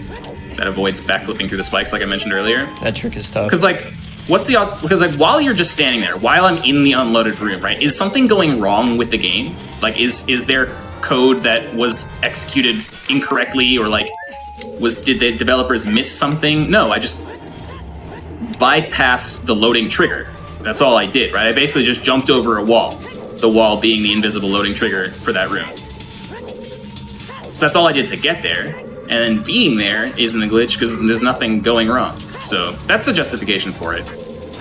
And it's basically the same as justification for being out of bounds. Yeah, can we talk about how tight the movement has been in Shadow so far really quick? It's been pretty good. Instead of being mad at each other for no reason, can we just talk about how sick this temple is?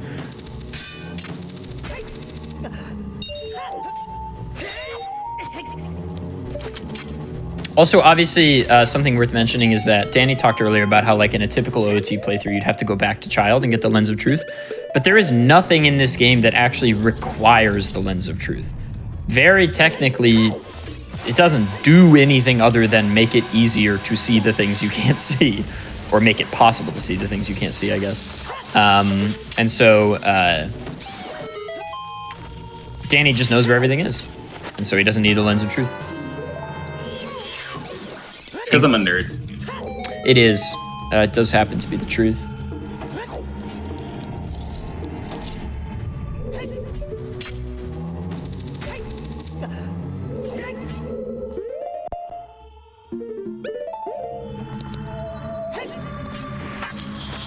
Alright, tricky room. Gotta get through this without iron boots.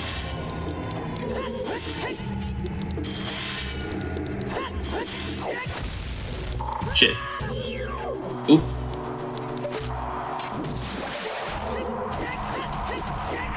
Okay. I can do this. I can do this! I just have to not get pushed. Alright, we're good. A little bit slow. A little bit of a mistake, but that's okay. What do I need here? I forget that equip all the time for some reason. I do just want to say one more time, because I feel like people are mad at me for saying that, like, your opinion doesn't matter. That's like an oversimplification. I should reiterate, like, I'm glad that people have opinions on this, in that it means you're engaging with the topic in an interesting way. I just should, like, what I'm saying is that the community has made a decision. So you being mad about it doesn't actually change the discourse in any appreciable way.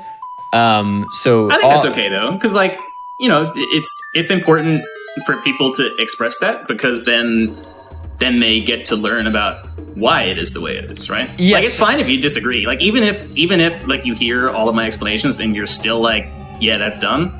That's fine. As long as you, like, see where we're coming from and you're like, oh, okay, I see how they get there, but I still disagree. I think that's totally healthy. No, exactly. I agree. I also think that is incredibly healthy. What I think is unhealthy is when people hear all the arguments and then just show up in chat and are like, no, that's stupid. Like, that I think is dumb.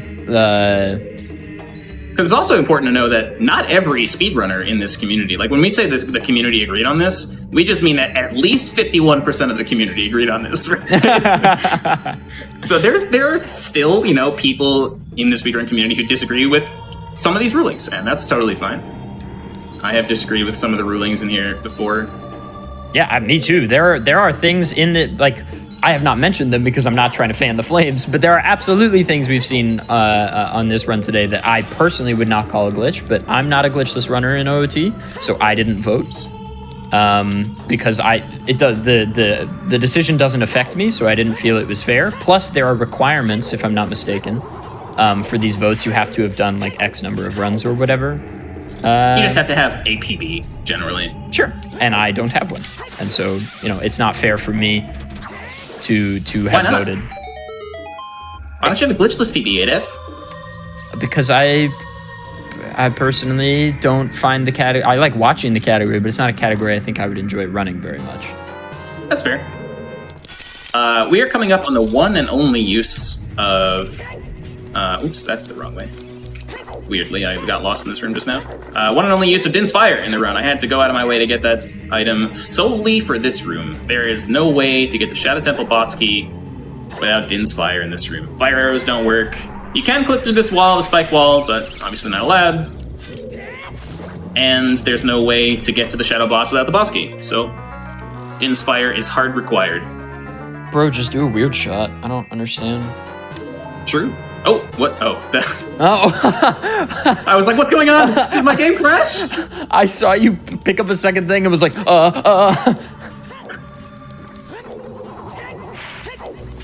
Okay, this is a sketchy one. I gotta be real careful about this.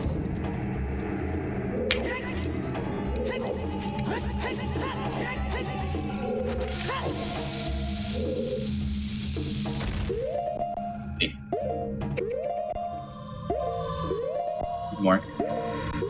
Come on. Okay.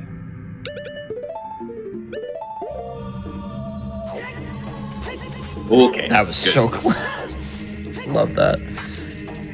Two-frame backflip at the end. I would like to tell everybody something that maybe they shouldn't know, but it's a fun little thing. If next time you watch an OOT speedrun that involves pause buffering, see how many times the runner says, "Come on." I do it all the time. All right, I'm going to be using a metronome for this, so I'm just going to be quiet for the next 30 seconds, and hopefully I don't die to bongo. Sure. Good luck. Dying to bongo is very, very bad.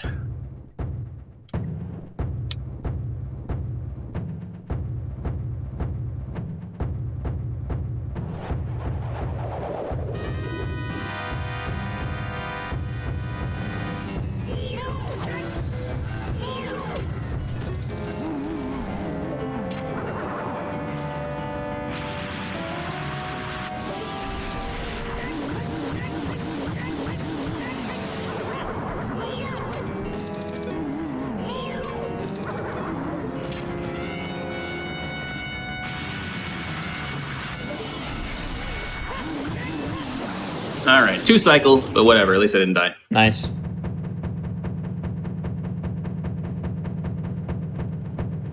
The reason I was using a metronome there is because with properly timed stabs, you may have seen runners fight this boss with ISG, right? And then they just stand there and ISG takes care of the work and the boss dies in 1 cycle. And that's because if you stab Bongo right after the last stab ends every time, right after Bongo's invincibility from the last stab wears off, then you'll stun lock it, which basically just means that it can't get up and proceed to its next phase until you leave it alone for a certain amount of time. So you can replicate what ISG does by just stabbing with a good rhythm, but it's kind of tough. It's like 9 2-frame stabs in a row. What is a metronome in this context, someone asks? A website which plays a click in my ear at a set rhythm that I tell it to. Does anyone run the 3DS port? Yes, and just to be overly semantic, I would say it is not a port, since it is a proper remake of the game. But yes, OT3D was actually shown at AGDQ this year, like 2 weeks ago. Ben Stevens put on a great show of OT3D, and 80%. Highly recommend watching it. But yeah, there are plenty of people that run the OT3D. Yeah, dropping the bomb on Bongo at the start of the fight before you jump down is a glitch, and in fact, it only exists on the 1.0 version of the game. It was patched out later. So I couldn't even do that on this run if I wanted to.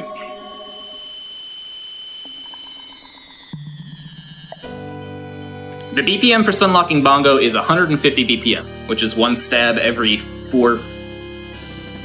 frames. Did they fix any glitches in the remake? Kind of. Yes, they tried.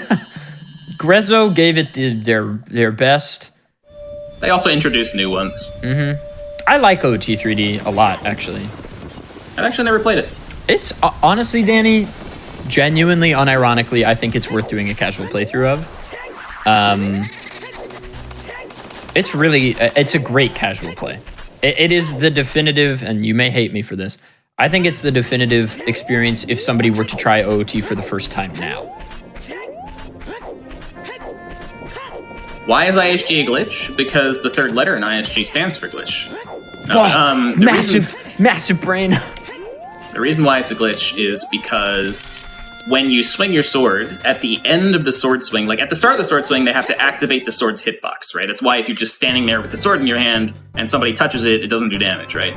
But while you're swinging, the sword hitbox is active, and at the end of that sword swing, it's supposed to deactivate.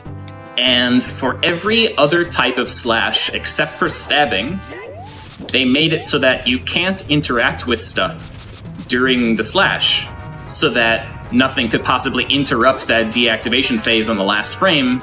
But for stabbing, they missed an edge case in the coding, and they made it so that you can talk to something or pick up something or just generally interrupt your stab attack at the end.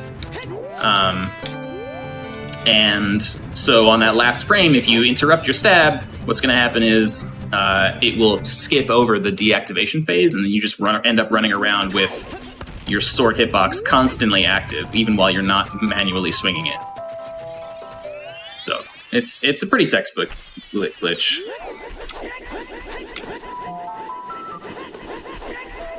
This, however, is not. Mido's just too short to keep you out. So the well-placed backflip, you go right over his head.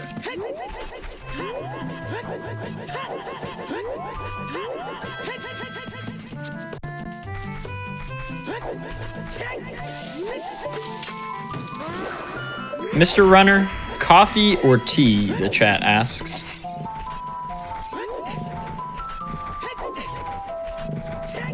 Yes? Coffee or tea? Oh! I thought that was the name of a person, and then you were about to tell me what they asked. No, the chat has asked you coffee or tea. Neither, actually.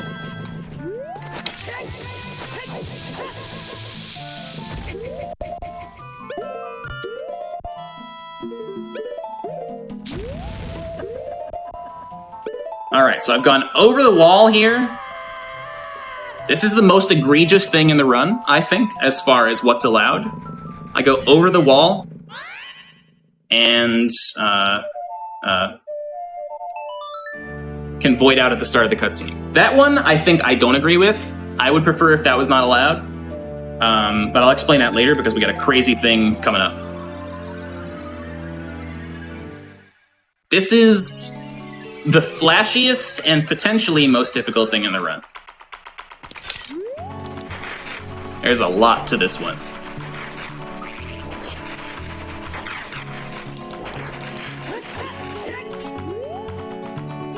Now we finally get to see why we planted that bean an hour and a half ago. This trick that Danny is about to do is so nuts.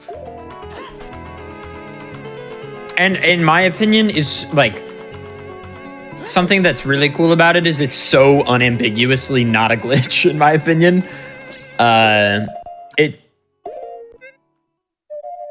Okay, so Danny has to. You have to pull a bomb, right, or something? Yeah, I had to pull a bomb one frame earlier than I just paused, so we gotta start over.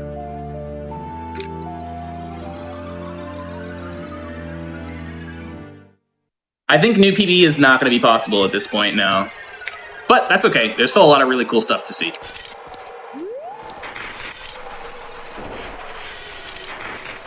Hess and Wes are glitches, yeah.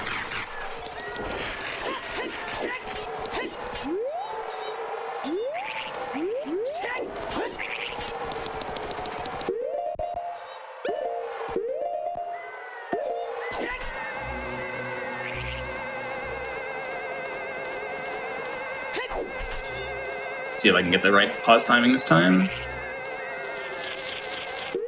One early. That's right. A lot more pause buffering where that came from.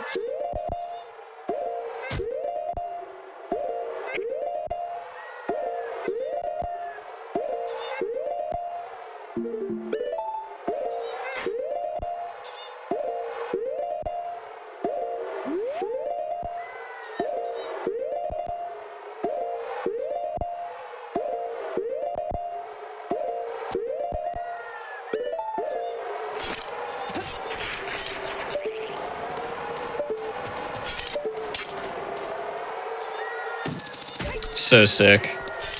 We're up. Okay. That's half of it done. I have been on main GDQ back in 2016. I did an early iteration of this run.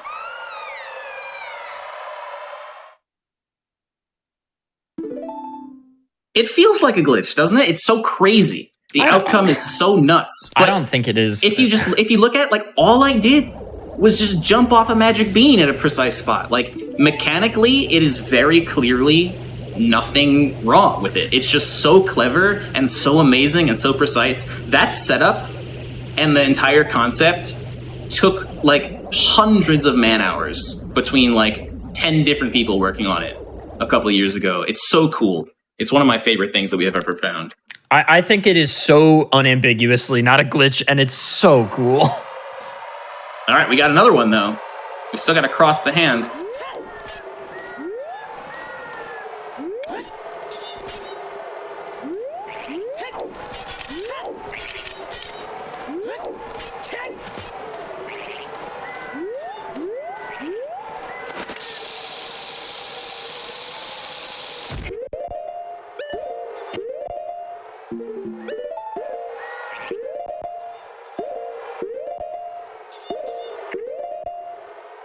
Oops.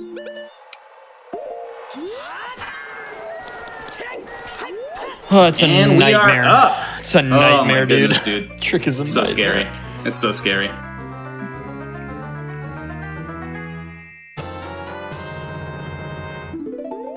Okay, that's over. Do you mind if you've got a moment here now, you're just going through Spirit, explaining your rationale behind disliking the Sacred Forest Meadow boost? Yeah, so I don't like cutscene skips in general in Glitchless. I don't like the idea of breaking out of a cutscene that you're already watching. It's allowed because, like, specifically voiding out to skip cutscenes is allowed if it's possible.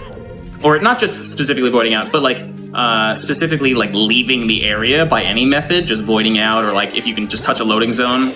If you can just leave the area while a cutscene is going on, it's allowed. But not by any other method, like dying. Like if you die in the middle of a cutscene, the cutscene will stop and you'll be able to like break out of it or whatever. I just think it feels a little bit too much. I don't know, I don't really have a good logical explanation for why I don't like it.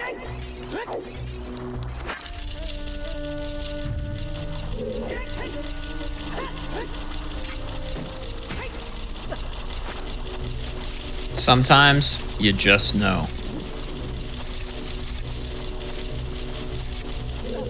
That is my least favorite room in the game, I think. It's a rough one.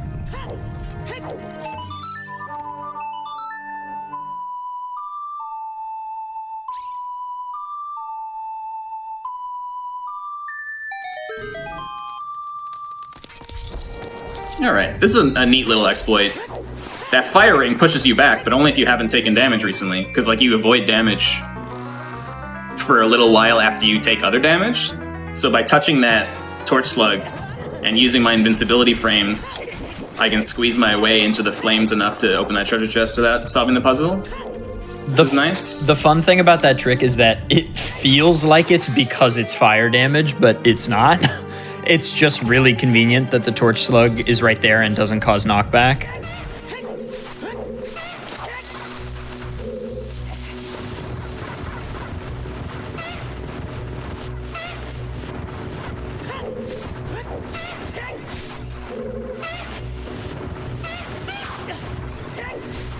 Nice, got slashed off the mirror before I could let go myself. That's always a nice little thing to happen.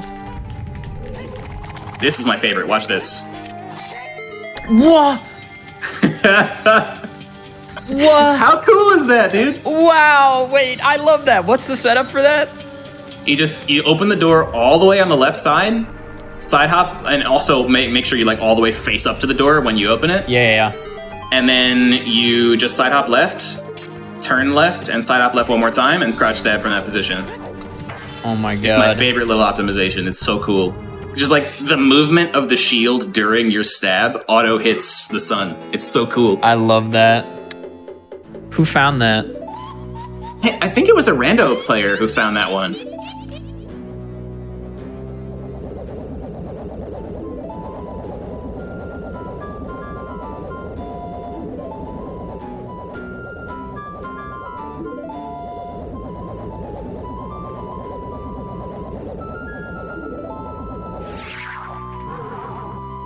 Do any runs involve getting Begoron Sword? Yes, 100%. It's a requirement for 100%. Not because Begoron Sword is useful. There's no run that gets Begoron Sword just because it's useful. Because it takes literally forever to get it. Literally forever? Literally. Nobody has ever gotten it because it takes forever. Oh my god.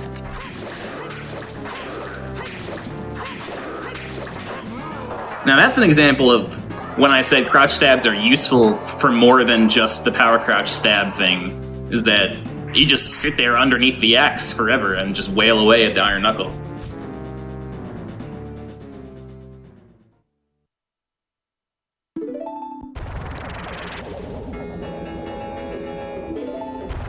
Yes. Not a random. I didn't even think of that. That's really funny. Rando as in randomizer player, not as in just some rando. Yeah, who cares? Nobody knows their name. They're not important. Just a rando.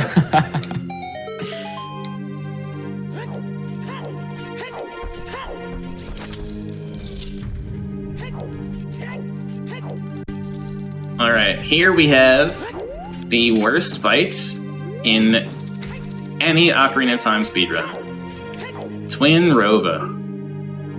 This fight is so cool, casually. It's so cool. But it really sucks for speedruns. Because when they actually decide to shoot their beams at you is entirely random, and you literally can't influence it. You can, like, play well given what pattern they give you, and therefore save time, but you can't actually make them do anything that, like, you can't influence the RNG, basically. So when it comes right down to it, you just gotta wait around and hope they give you good patterns. I will tell you though, if you want a PhD in Twin Rova, Danny B has a good video on his YouTube channel. It's true. We spent a bunch of time trying to understand all the idiosyncrasies of this fight, and we did so. And I documented them all in a pretty cool video. Alright, so fire's gonna shoot. I gotta keep this one in place. But Danny, how did you know that the fire one was gonna shoot? Because they always shoot if they go over one of the square platforms on the sides, unless another one is already shooting. So fire, I'm not sure. I think fire's gonna shoot because they got there first. Nope, I was wrong. The other one's behind me, so I wasn't totally sure. Okay. The other one also generally moves towards the one that's shooting, so that wasn't luck that I was able to shoot them. Fire's gonna shoot now for sure, because fire went to the square and didn't get to shoot, she queued up a shot, which then she releases the next time that she stops, no matter where she is. And fire's gonna shoot again, and hopefully ice moves forward towards them. Good. So they're predictable in some ways, right? And I used the information that I have on them to inform how I should play that first phase, but there was still no way for me to like predict what was going to happen before. Like, I can react to it, but I can't predict what's going to happen. Overall, not a bad phase one. Yeah, not bad. Okay, so I'm all the way across from them, which means it's a 1 in 9 chance that she stays in the same position. Oh, I got it! Let's go. That's fast.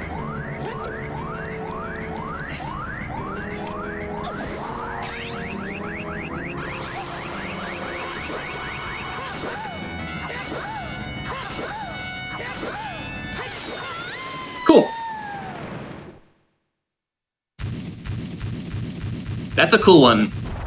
You can get to Minerva to stay still by being really, really close to one of the other side platforms that she's not currently on in Phase 2. Because basically, when she tries to move, if she selects a platform and then, after that fact, just sees that Link is already there, then she won't go there. So by being right on top of one, you can effectively make her re-roll, and you excluding that one, and choose her same platform over again. Yeah, so it's just 1 in 3 times 1 in 3. Yep.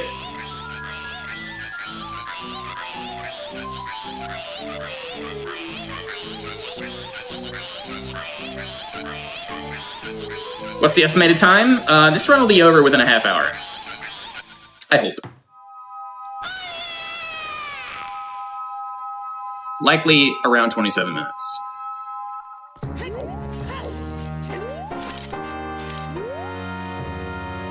Fun.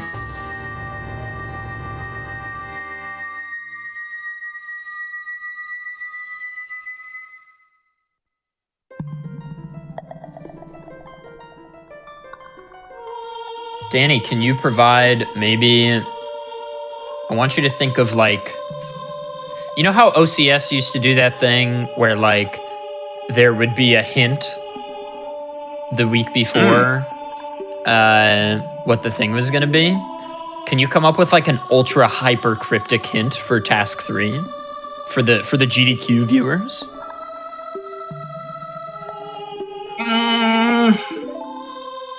It's okay if you don't want to. I wouldn't want to do it on the spur of the moment, because I feel like whatever I come up with, I would have to release to everybody who's competing, to be fair. Fair. And I would want to think about it. I was considering releasing hints, or maybe even just the title of every task, but I decided against it, so I think I will decline that request. I think that's fair. I think it is against the spirit of the competition to do. Because giving people, rather than it being, like, OCS is like a race that everybody does at the same time, right? But this is a 2-week-long grind, so giving people potentially extra days would be unfair. Yeah. What was the purpose of getting the Forest Temple cutscene that I skipped? In order to get the Minuet cuts, or the Minuet song, which I literally just played, and I'm heading there now. You need a bow just to shoot light arrows at the end of the game. Yep. I need to shoot exactly 1 light arrow at Ganondorf. There are only 2 uses of magic in this whole run. Casting Din's Fire in Shadow Temple, and then shooting 1 light arrow at Ganondorf. That's it. So much time is wasted on all of those things for so few actual implementation points. If you didn't need magic, could you skip ZL? Just no, one Shadow Boat. Oh. Boat skip is a glitch? No way. I think the only times we need ZL in this run... Oh no, also Spirit Bosky. Forgot about that. Oh, yeah. You could, the second those waterfall, two, you could just get the Cucko again or do a damage boost with Bombchu. Yeah. Damage boost doesn't reach, actually. It would need to be like a mega, but that's a glitch too. You don't understand my background? I'll give you a hint. It's a room in a 3D space.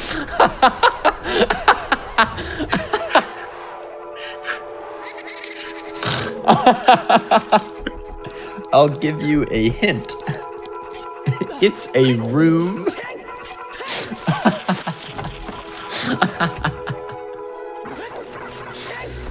Oh boy. I will say, to that chatter's credit, there are a lot of doors in the background. Oh, they're closets. I guessed as much, but it's a lot of doors.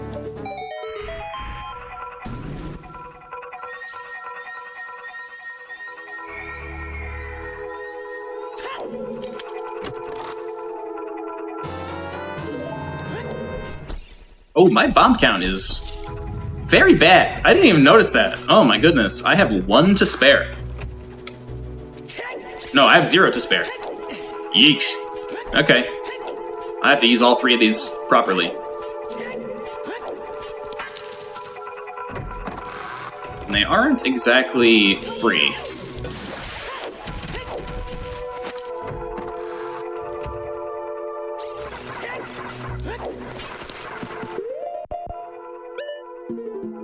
I want this.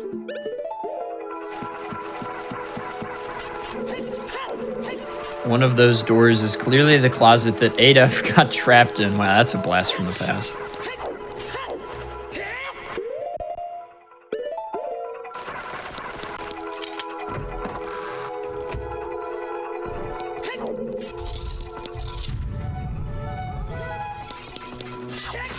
Oh, I didn't jump slash. Oh well.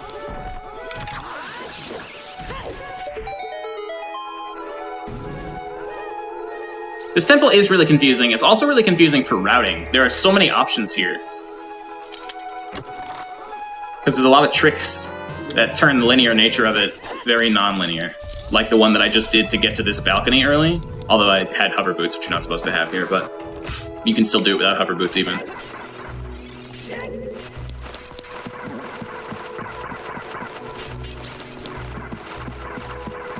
Alright, if you guys remember, way back in a past life when I was in Dodongo's Cavern, I did a trick with the Beamos laser to hop up to a switch early. I'm gonna do the same thing here with a bomb as the damage source.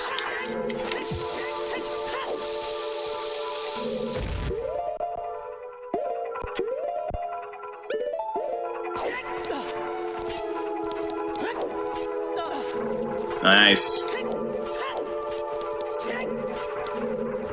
And then one more time.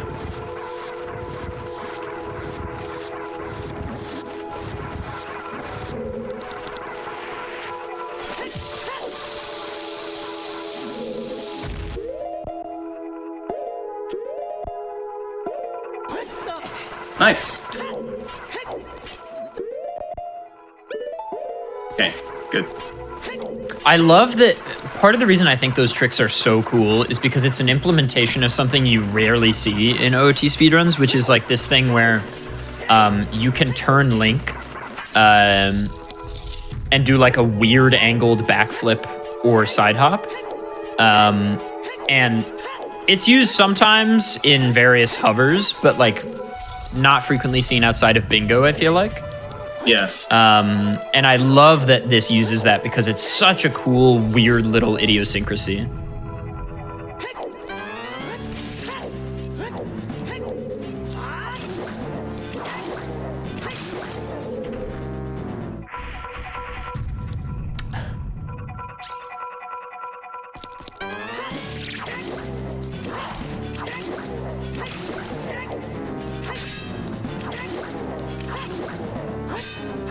Hey.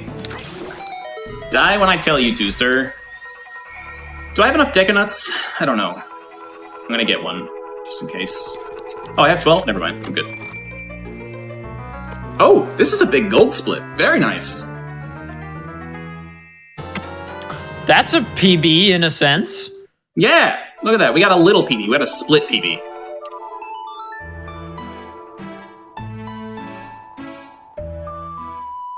I'd like to thank Ray, who is our producer, for coming up with a clever way to show the splits on the layout.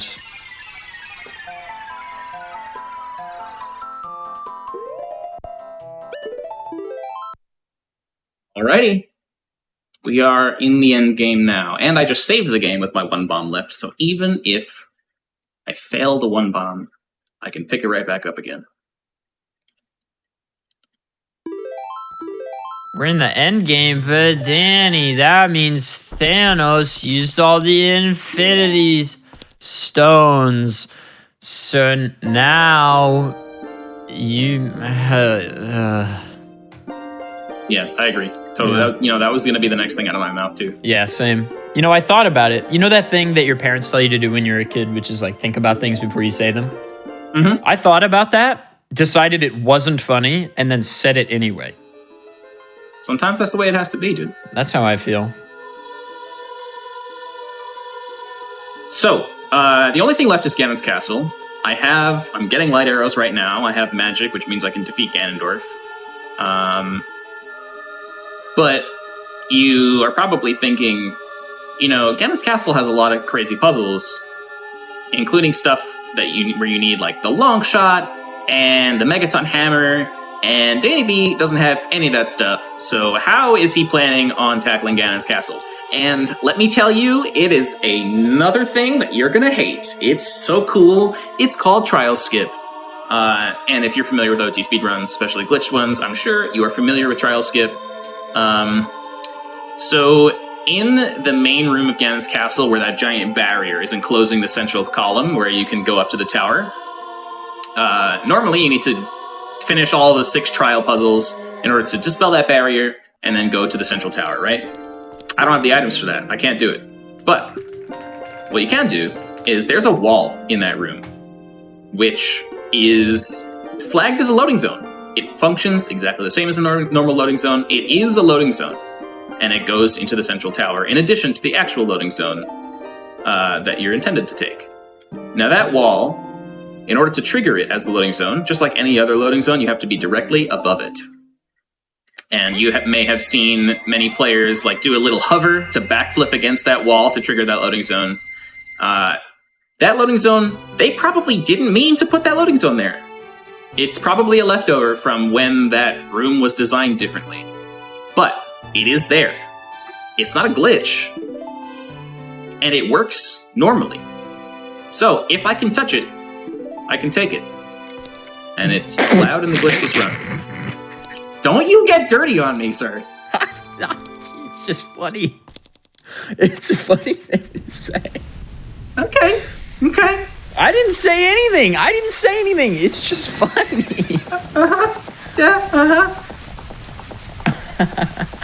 If I have to go through a wall, I didn't say I was going through a wall. I said I was going to touch a wall. That's all I'm going to do. There's no going through a wall. Clipping is a glitch. I agree with you.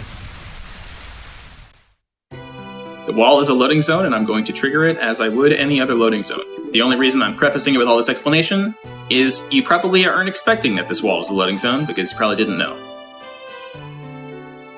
So, all I'm going to do is touch that unexpected loading zone, and we're going to skip all the trials. But I have to do a pretty tricky bomb glitch. Haha! I told myself, a bomb trick. Get absolutely owned. I have been destroyed. That's it. It's over. Goodbye, everybody. To do a pretty tricky bomb trick to get to touch that wall in the first place. So, we'll see if I can do it with the one bomb I have remaining. Chat, I need everybody to post the word stinky, please. Stinky. Is there a real glitchless any percent category? Nope. You're looking at the glitchless any percent category. If you mean, is there a category which does no tricks and is boring and conforms exactly to how I would have expected with no prior knowledge of what glitches are in this game, then yes, there is something like that. It's called intended percent, where you play through the game entirely as the developers seem to have intended you to do, with no regard for what is or is not actually a glitch. Every puzzle that they put in your path, you must solve it the way that they wanted you to. Every room, everything. You are not allowed to walk backwards even, just because it's faster, because they probably didn't mean for you to do that. It is a very boring speedrun, and nobody cares about it.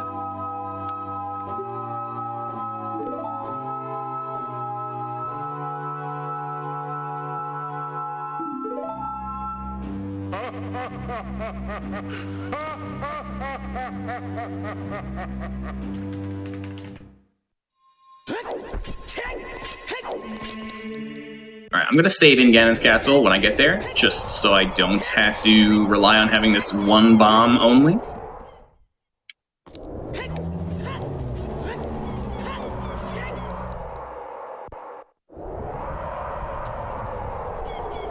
Rip to every runner running intended percent. Good thing there are 0 of them.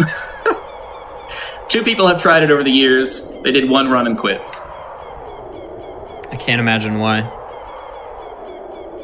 That means there's a free world record. Hang on. It's true. Gamers. The people that tried it, though, were very talented, so it may not be free.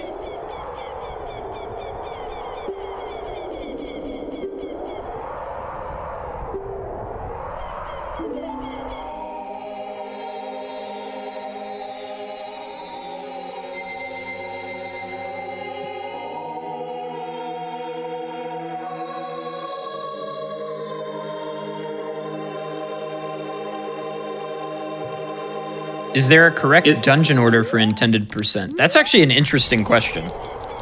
Yeah, I don't know. I feel like Spirit and Shadow are pretty interchangeable, and anyone who says otherwise is lying to themselves. Yeah, I feel like in my childhood, I just always thought Shadow was before Spirit, but it's pretty undeniable that you can do them in either order, which is honestly really cool. Yeah. Imagine if the whole game were like that. All right, here we go. Let's see if I can do the thing without having to reset and save my bomb.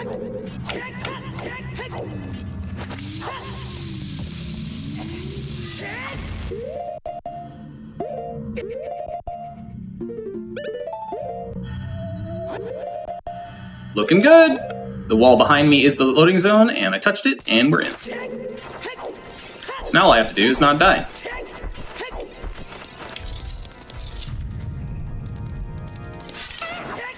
I mean, even if you die, you won't have to do that trick again. Yep. But Danny's a god. And there's pretty reliable scripts for the upcoming fights. Back. But not reliable scripts for getting around the torches. That's impossible. That's true. Yeah, it's impossible. No one's ever done it. I'm the first person. Wait, I don't know how I've never noticed this before. OOT scientists in the chat, is this torch actor in this room the same torch actor as the ones in the hallways, just scaled up? I don't think it's an actor. Or not actor, but like environment art, the model, a texture. Yeah. Like the same texture. Looks like it. That's I never noticed that either, but you're right. And I think the flame is the same size in both. Yeah, it totally is.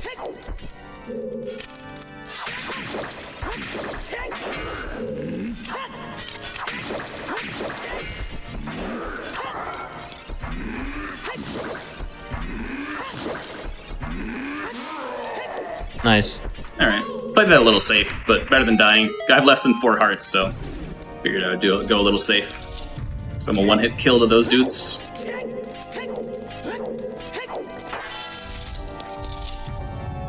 That bomb move was the glitchiest glitch ever. No, it's not. All I did was put on a bomb, or take damage from a bomb, and then put on hover boots. I mean, what's wrong with that? Danny, you did describe it as a glitch. That's true, I did. Taking damage from bombs gives you some speed. Put on hover boots preserves that speed. That's very, very normal stuff. Now, touching that loading zone, that might be something you have issues with, and that's okay. But it's a normal loading zone. It's just probably not supposed to be there. Is it still a Dark Nut when it's wearing white armor? It's never a Dark Nut. It's called an Iron Knuckle in this game.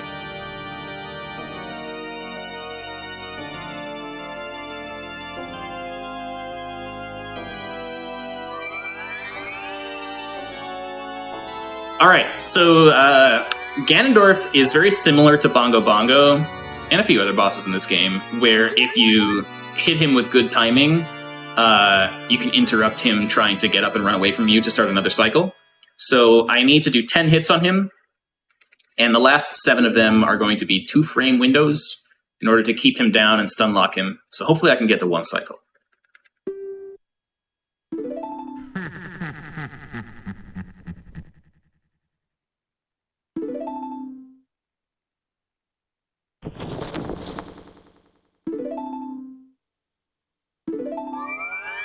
Danny, we're nearing the end game here. Sure are. How do you feel about the run? Honestly, for a marathon run, not bad at all. Yeah. Got a nice big gold split. Only a little bit behind my PB. I will take this. Pretty much every major trick was first try. Yeah. Had to restart at Spirit Temple one time, but no big deal.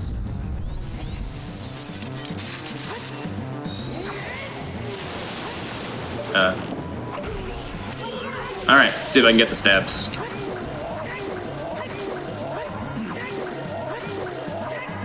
Nope.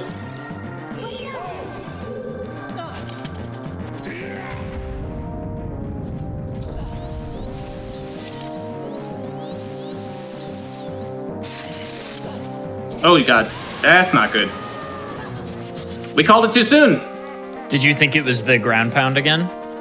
No, I pressed my sword to slash, but I was too close to the edge, and when you press your sword, he takes a step backwards. So I fell off. I did see you on the edge there and did think that, but I thought... I tried to press forward, but it didn't work. What just happened? I don't know, dude. That was wild.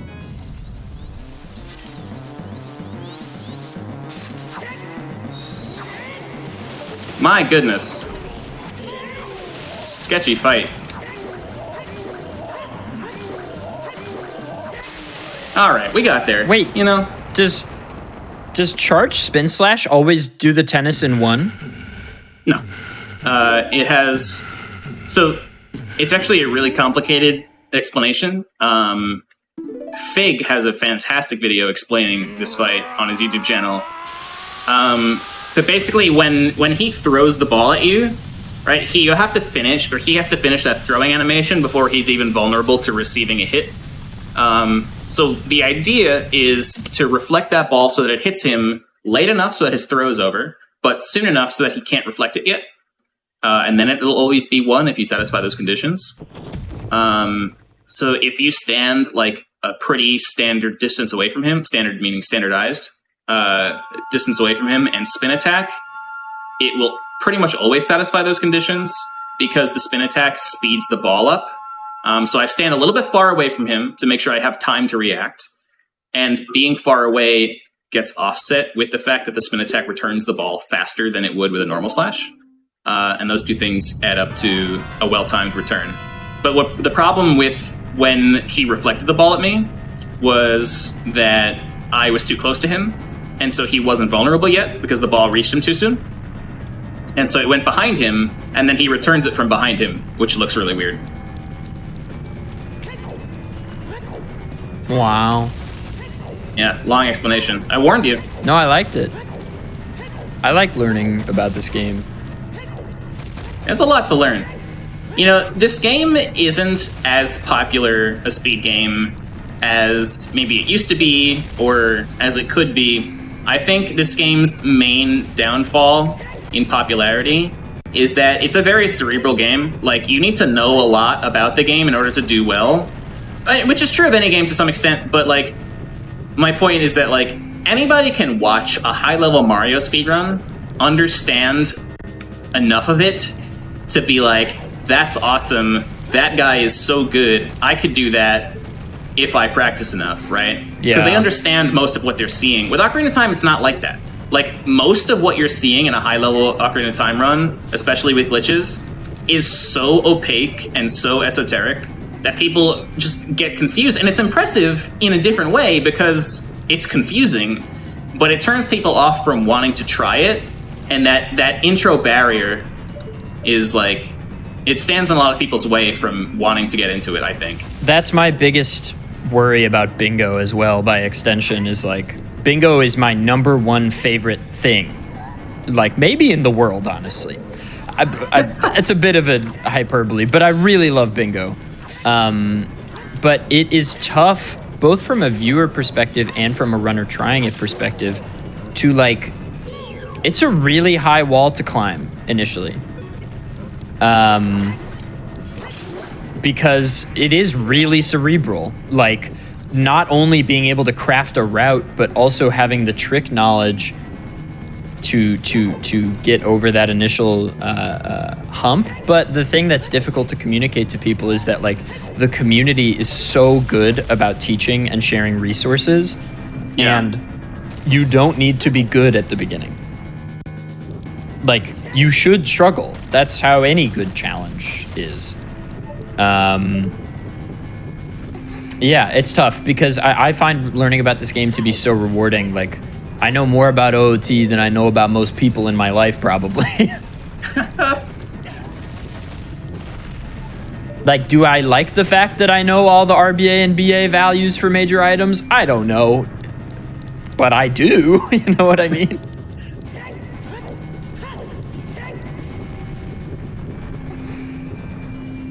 Yeah, that's one thing that's really good about Ocarina of Time is that, you know, for as complicated as the game is, the community is so good about onboarding new players. The Discord is one of the most helpful places on the planet. We've got so many resources to help people get started. It's and also an important thing to know about this game, like, 95% of the time that any newbie asks a question in Discord in the format, hey, this is not working and I don't know why, it's not an execution error. It's they didn't know something about the trick and then they know it and they get it first try, right? Like, it's always that, almost always. And like, it's not a particularly hard game in a mechanical sense. You just have to know so many things in order to play it effectively. It really do be like that, isn't it? I feel like, you know, I'll be in chat like, man, I just can't, or in the Discord, and I'll be like, you know, this SRM setup isn't working. Like, I feel like I'm messing up the ESS turns or whatever. And then somebody's like, no, it's your facing angle.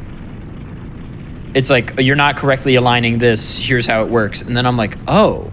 And like, you know, this is a bad example, but it really is incredible how the collective knowledge base, it's really, really worth your time to get into OT. There has never been a better time to get into OT speedrunning, ever. Full stop. Yeah.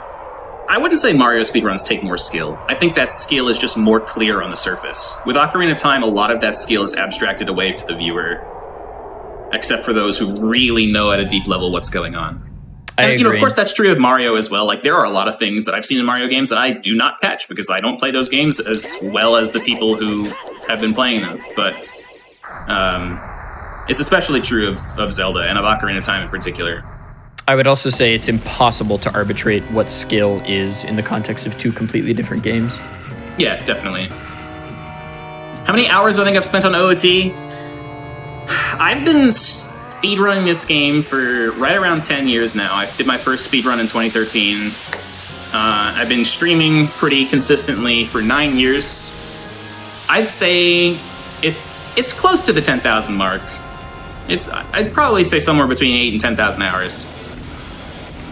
I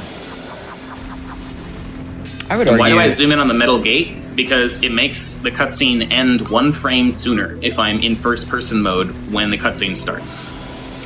There's also like so much more information about that. Luckily, Deca Nuts are good enough.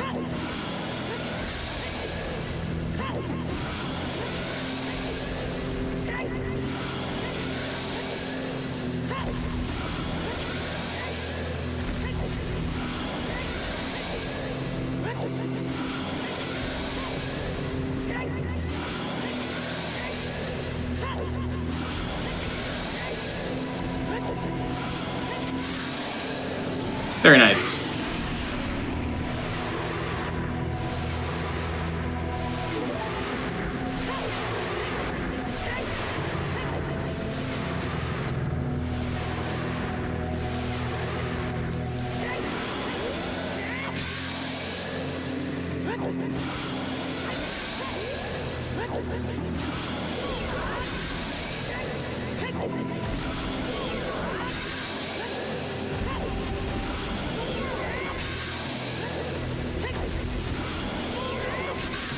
That was a clean fight. Yeah, very that was nice. Great.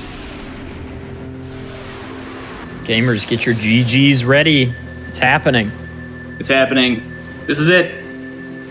Yeah, it's weird that Deca Nuts do damage to Ganon, because they don't do damage to really anything else. They just stun things. But Ganon has this like special code that sets everything to do 1 damage, except for the Master Sword. Right? Even the Goron Sword does that. Time 2:15:55. That's a respectable time. I like that time. Very nice. It's got 3 5s in it. It does have 3 5s in it. That's pretty exciting. That's huge. You know, this run wasn't my best run, but I did get a nice gold split. It puts me dangerously close to a new minute barrier in terms of my sum of best. Let me... 209.01. Very close to the 208 sum of best. We're getting there. Nice. What is your goal time for this category, do you think, Danny? I could get a 211 on a good run. That's what I'm going for. Ooh, okay. Yeah. Gamers, well, I have to tell you, the absolute #1 thing you should do in that case is you should go to Danny's Twitch channel and follow. You don't even have to go to the channel to follow. We can just get a shout out in chat. It literally couldn't be easier to follow Danny. It's so easy. It's beautiful. It's this wonderful Twitch feature. Please do follow Danny. He is on the grind for this category right now. Not to mention that he also has OOT Master Series going on right now, which is an incredible showcase of the Ocarina of Time community, the skill and knowledge base we were just talking about. as well as just interesting challenges in general. And that is sort of all highlighted every other Sunday on Danny's Twitch channel. So please do go check it out. We are going to take a quick break here and then come back with something. I don't know. Danny and I are going to figure it out. And we're just going to do something. So everybody, please do stick around. We'll be right back with more PB Precipice in just a moment.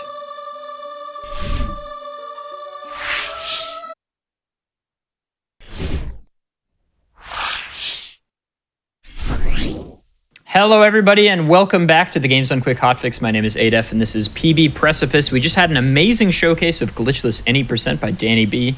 Now we thought we'd do something a little bit weird, a little bit different, a little bit interesting. Not to say that the last thing wasn't all those things, but, you know, I'm going to nail this intro now. Some announcements really quick before we get into it, though. If you want to follow what Games Done Quick is up to, use exclamation links in Twitch chat for all things GDQ. That means Instagram, Twitter, etc., etc. And your subs, Prime Gaming subs, gift subs, and bits cheered on the GDQ Twitch channel help support Games Done Quick with AGDQ 2023 costs, including hotel cancellation costs. Please consider subscribing to help support Games Done Quick. So we thought what might be fun is to show off just how versatile Ocarina of Time is. It could be interesting to show that for a simple goal such as how do I get into the Shadow Temple, there are a lot of ways to do that with various glitch and non-glitch mechanics. So I'm going to let Danny sort of take it away here. Yeah, sure. So the first one I'm going to show is just a little bit of a rehash of what I did in the Glitchless run. This is the only way to get into Shadow Temple without glitches, and it involves an exploit that we like to call damage boosting.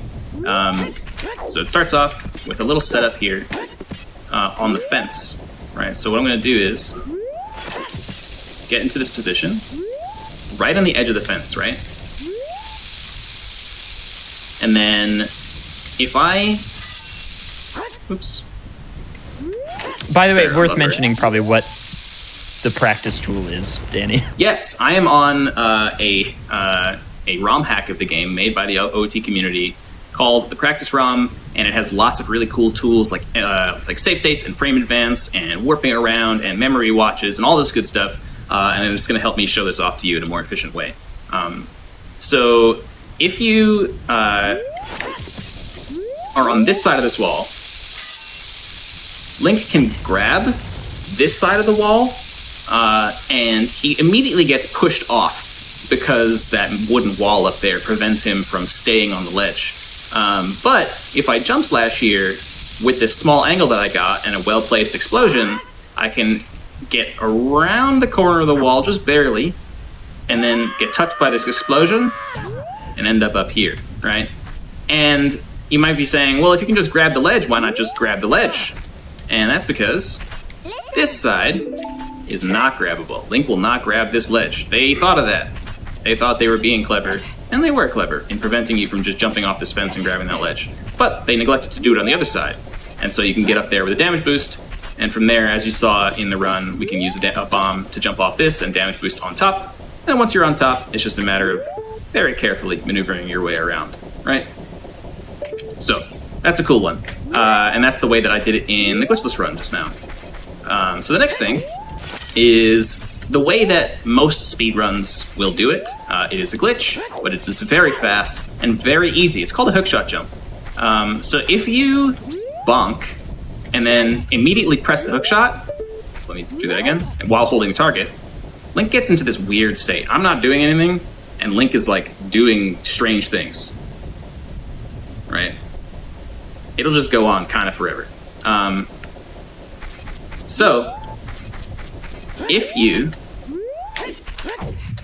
do that, and at the very right frame, which is not a phrase that makes any sense in English, on this frame, you press hookshot, and the hookshot connects to something within 1 or 2 frames of it being released. This happens.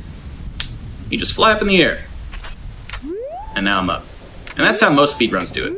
And from there, of course, again, you just walk all the way to the end. Now, in my run, in my glitchless run, I walked on here very carefully without something called ISG, which is a glitch that keeps your sword swinging constantly.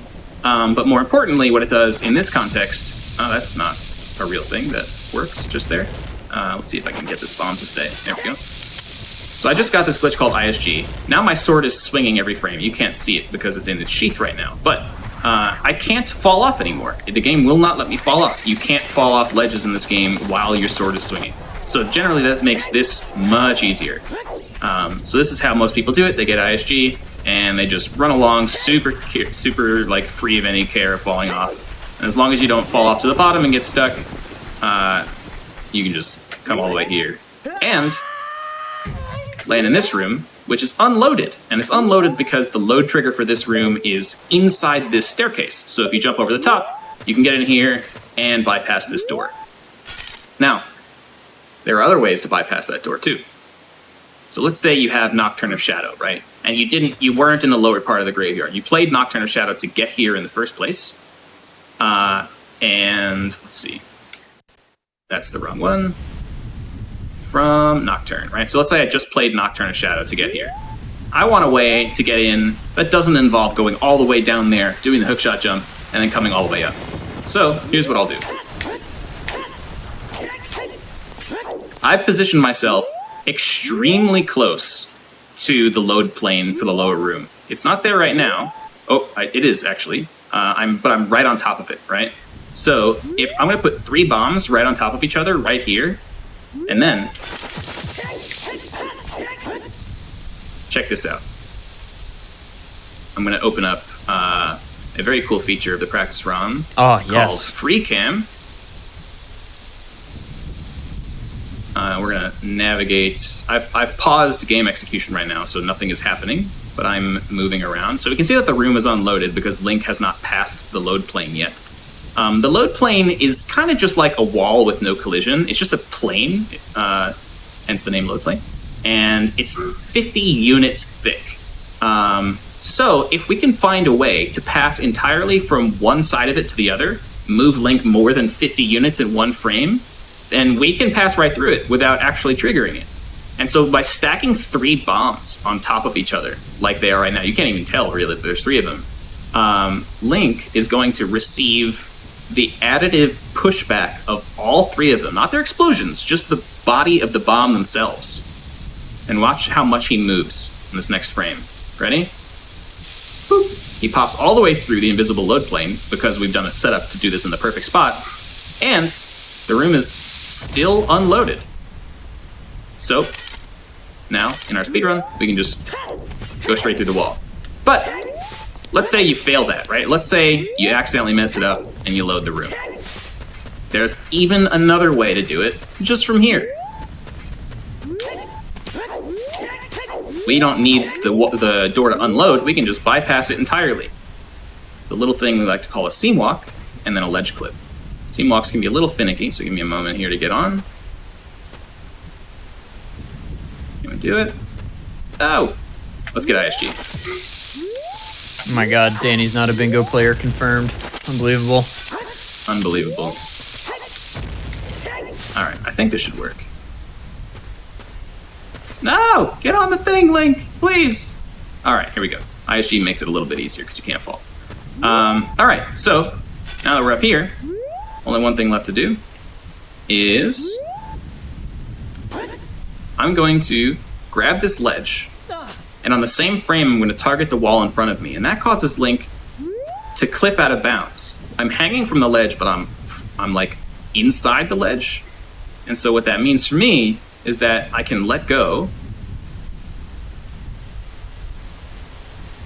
and then just barely jump slash and pop through the door. I didn't work right there, but let me try to do it unbuffered because I know the timing unbuffered. I don't actually know what the frames are. It's an interesting thing where you can know how something works. There you go. I did it unbuffered, right? You can know how something works in real time, but not actually know how to do it if you look at all the frames individually. Yeah, I don't know the jump slash timing. I just mash. But I mash in such a way that it's enough time in between the drop and the jump slash. So that's the other way to get into Shadow Temple. And then I think, Adef, you wanted to coach me through a way that I haven't done in years, and so I've forgotten. Yeah, so the Shadow Temple has sort of always been this like special case of how do you get in early, and the methods have changed a lot over the years. And the methods Danny has shown you so far are pretty much all. Well, I mean, like all of them were within the last like 6 or 7 years have been discovered. Pretty modern. Whereas this one's for the OG homies. Okay, so you have ISG, yeah? Sure do. Okay, target the fence and It's like backflip. It's like this, right? Yep. That I remember. Okay, now side hop into the wall to the right. And walk forward to break those 2 bushes in front of you and then get in the corner. That's Nice. unfortunate. I probably have to get my angle again. Yeah. No worries. Okay.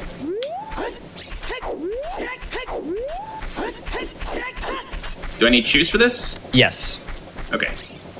It is possible to do with bombs, choose. but it's more difficult. Yeah. I would make a Got save my shot here. out? Yep. Okay, so what you're going to do is pull the hook shot and then backflip. Yep. And now you're just going to, in quick succession, shield drop Chew and mash A. Here we go. And now retarget. So Yep. I have a super slide right now, right? And this super slide gets on top of this grave, and I'm stuck. So now what's going to happen is, what I did to get this super slide was grab a bush while I was holding shield, and then during that animation, damage hit my shield and sent me flying, and it's just a glitch called a super slide, and it did exactly what you just saw. Now, what's happening is I still am in the state of grabbing the bush, because it was interrupted by the super slide itself. And so as soon as I let go, that grab will end. Now, the bush is still there, and so if I had strength, meaning I can lift the bush, I would be able to teleport it into my hands. But I don't have strength right now. I don't have the Goron bracelet, which means I can't actually lift bushes. And so what's going to happen, instead of the bush teleporting to me, is that as soon as I let go of my shield here, there he goes. He teleports back to the bush, but only in a horizontal sense. So he's above the bush, right? At the same height that we went to when we super slid up the hill. And I have ISG, which means you can't fall, so I get to just stand here for as long as I want. And then it's just a matter of failing that and side hopping up onto the seam. And it looks exactly like that. Look, I made it. There we go. And so from here, of course, you just proceed on to Shadow Temple. I think the final method you should show is you should show the real OG method. Before True Side well, I actually don't know which one was first, but the hover from Dampe's hut to the seam. That's one you could do. So I think from here, Dampe's hut is hook shottable. Something some of you might not have known. So let's see if we can do this. Probably want to go the other way, right? I just use bombs. I just like ESS turn a couple to the right. Nope. What is this? What is this? It's side flip overs. I know, but the like the boomer way is you just angle yourself, you turn around so you're facing the graves, true. and I then can do you that. just drop bombs the slow way. Yeah, that makes sense. Bomberinos. I don't have many, but I can give myself some. Let's see. Inventory, amounts, bombs. A lot. A lot.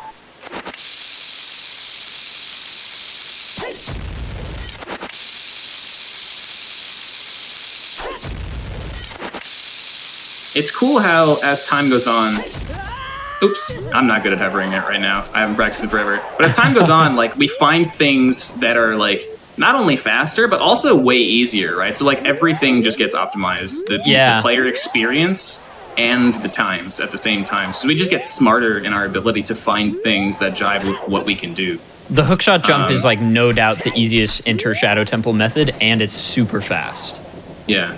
Which is nice. One more thing I want to show you, which is completely unrelated to any of this, but I have this save state over here where I've just killed a Poe. You can see it back there disintegrating, and I'm going to show you something cool that you can do. On this frame of the Poe disintegrating, if you cause a cutscene to play, like drinking a bottle, I'll show you what happens with free cam, actually. I don't know this. It's a fun one. I know a lot about OT. I have no idea what is about to happen.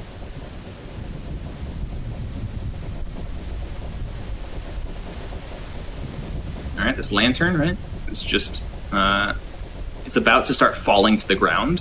But one frame before it falls to the ground, what it actually does is go up for one frame. And for some reason, if you start a cutscene on that frame, I'm going to drink the red potion right now. Here we go. Does it go up forever?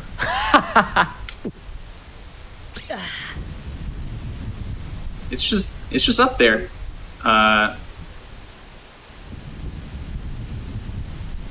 And then it falls. Beautiful. Oh, I It's a love weird that. trick. I think I discovered that. I can't remember if it was me.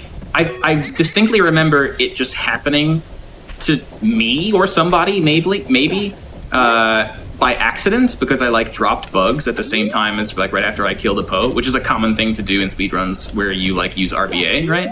Right. And then just for like a moment, it went off screen and I saw it like flying, and I turned around and it wasn't there, and then I heard it like off to my right crash on the ground, and I was like, what was that? Amazing. Well, I mean, I don't know, Danny. Do you feel like that's a good place to leave it? People have a good sense of, okay, this game's got some pretty nutso stuff. Yeah, it is. This game is insane. There's so many things you can do in this game, and it's so much fun to learn about them all and practice all these cool things. So many things that you will just never see in speedruns, either because they're not useful or they're just outdated or whatever. But it's cool to like just see how much work has been put into this game by speedrunners over the years. Well, Danny, do you want to give a final plug to OMS? Yeah, I'd love to.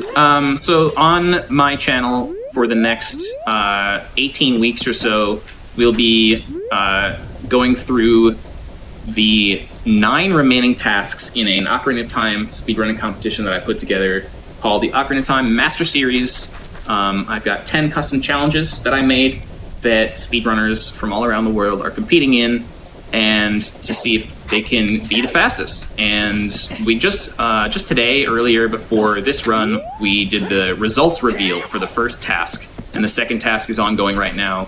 You can find more information about the whole thing on ootmasterseries.com.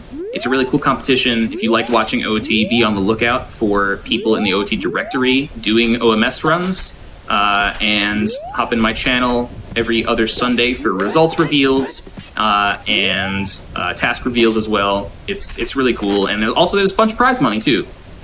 So right now, based on the current donation level, there are about $1,250 up for grabs for the top 5 players at the end. So it's exciting.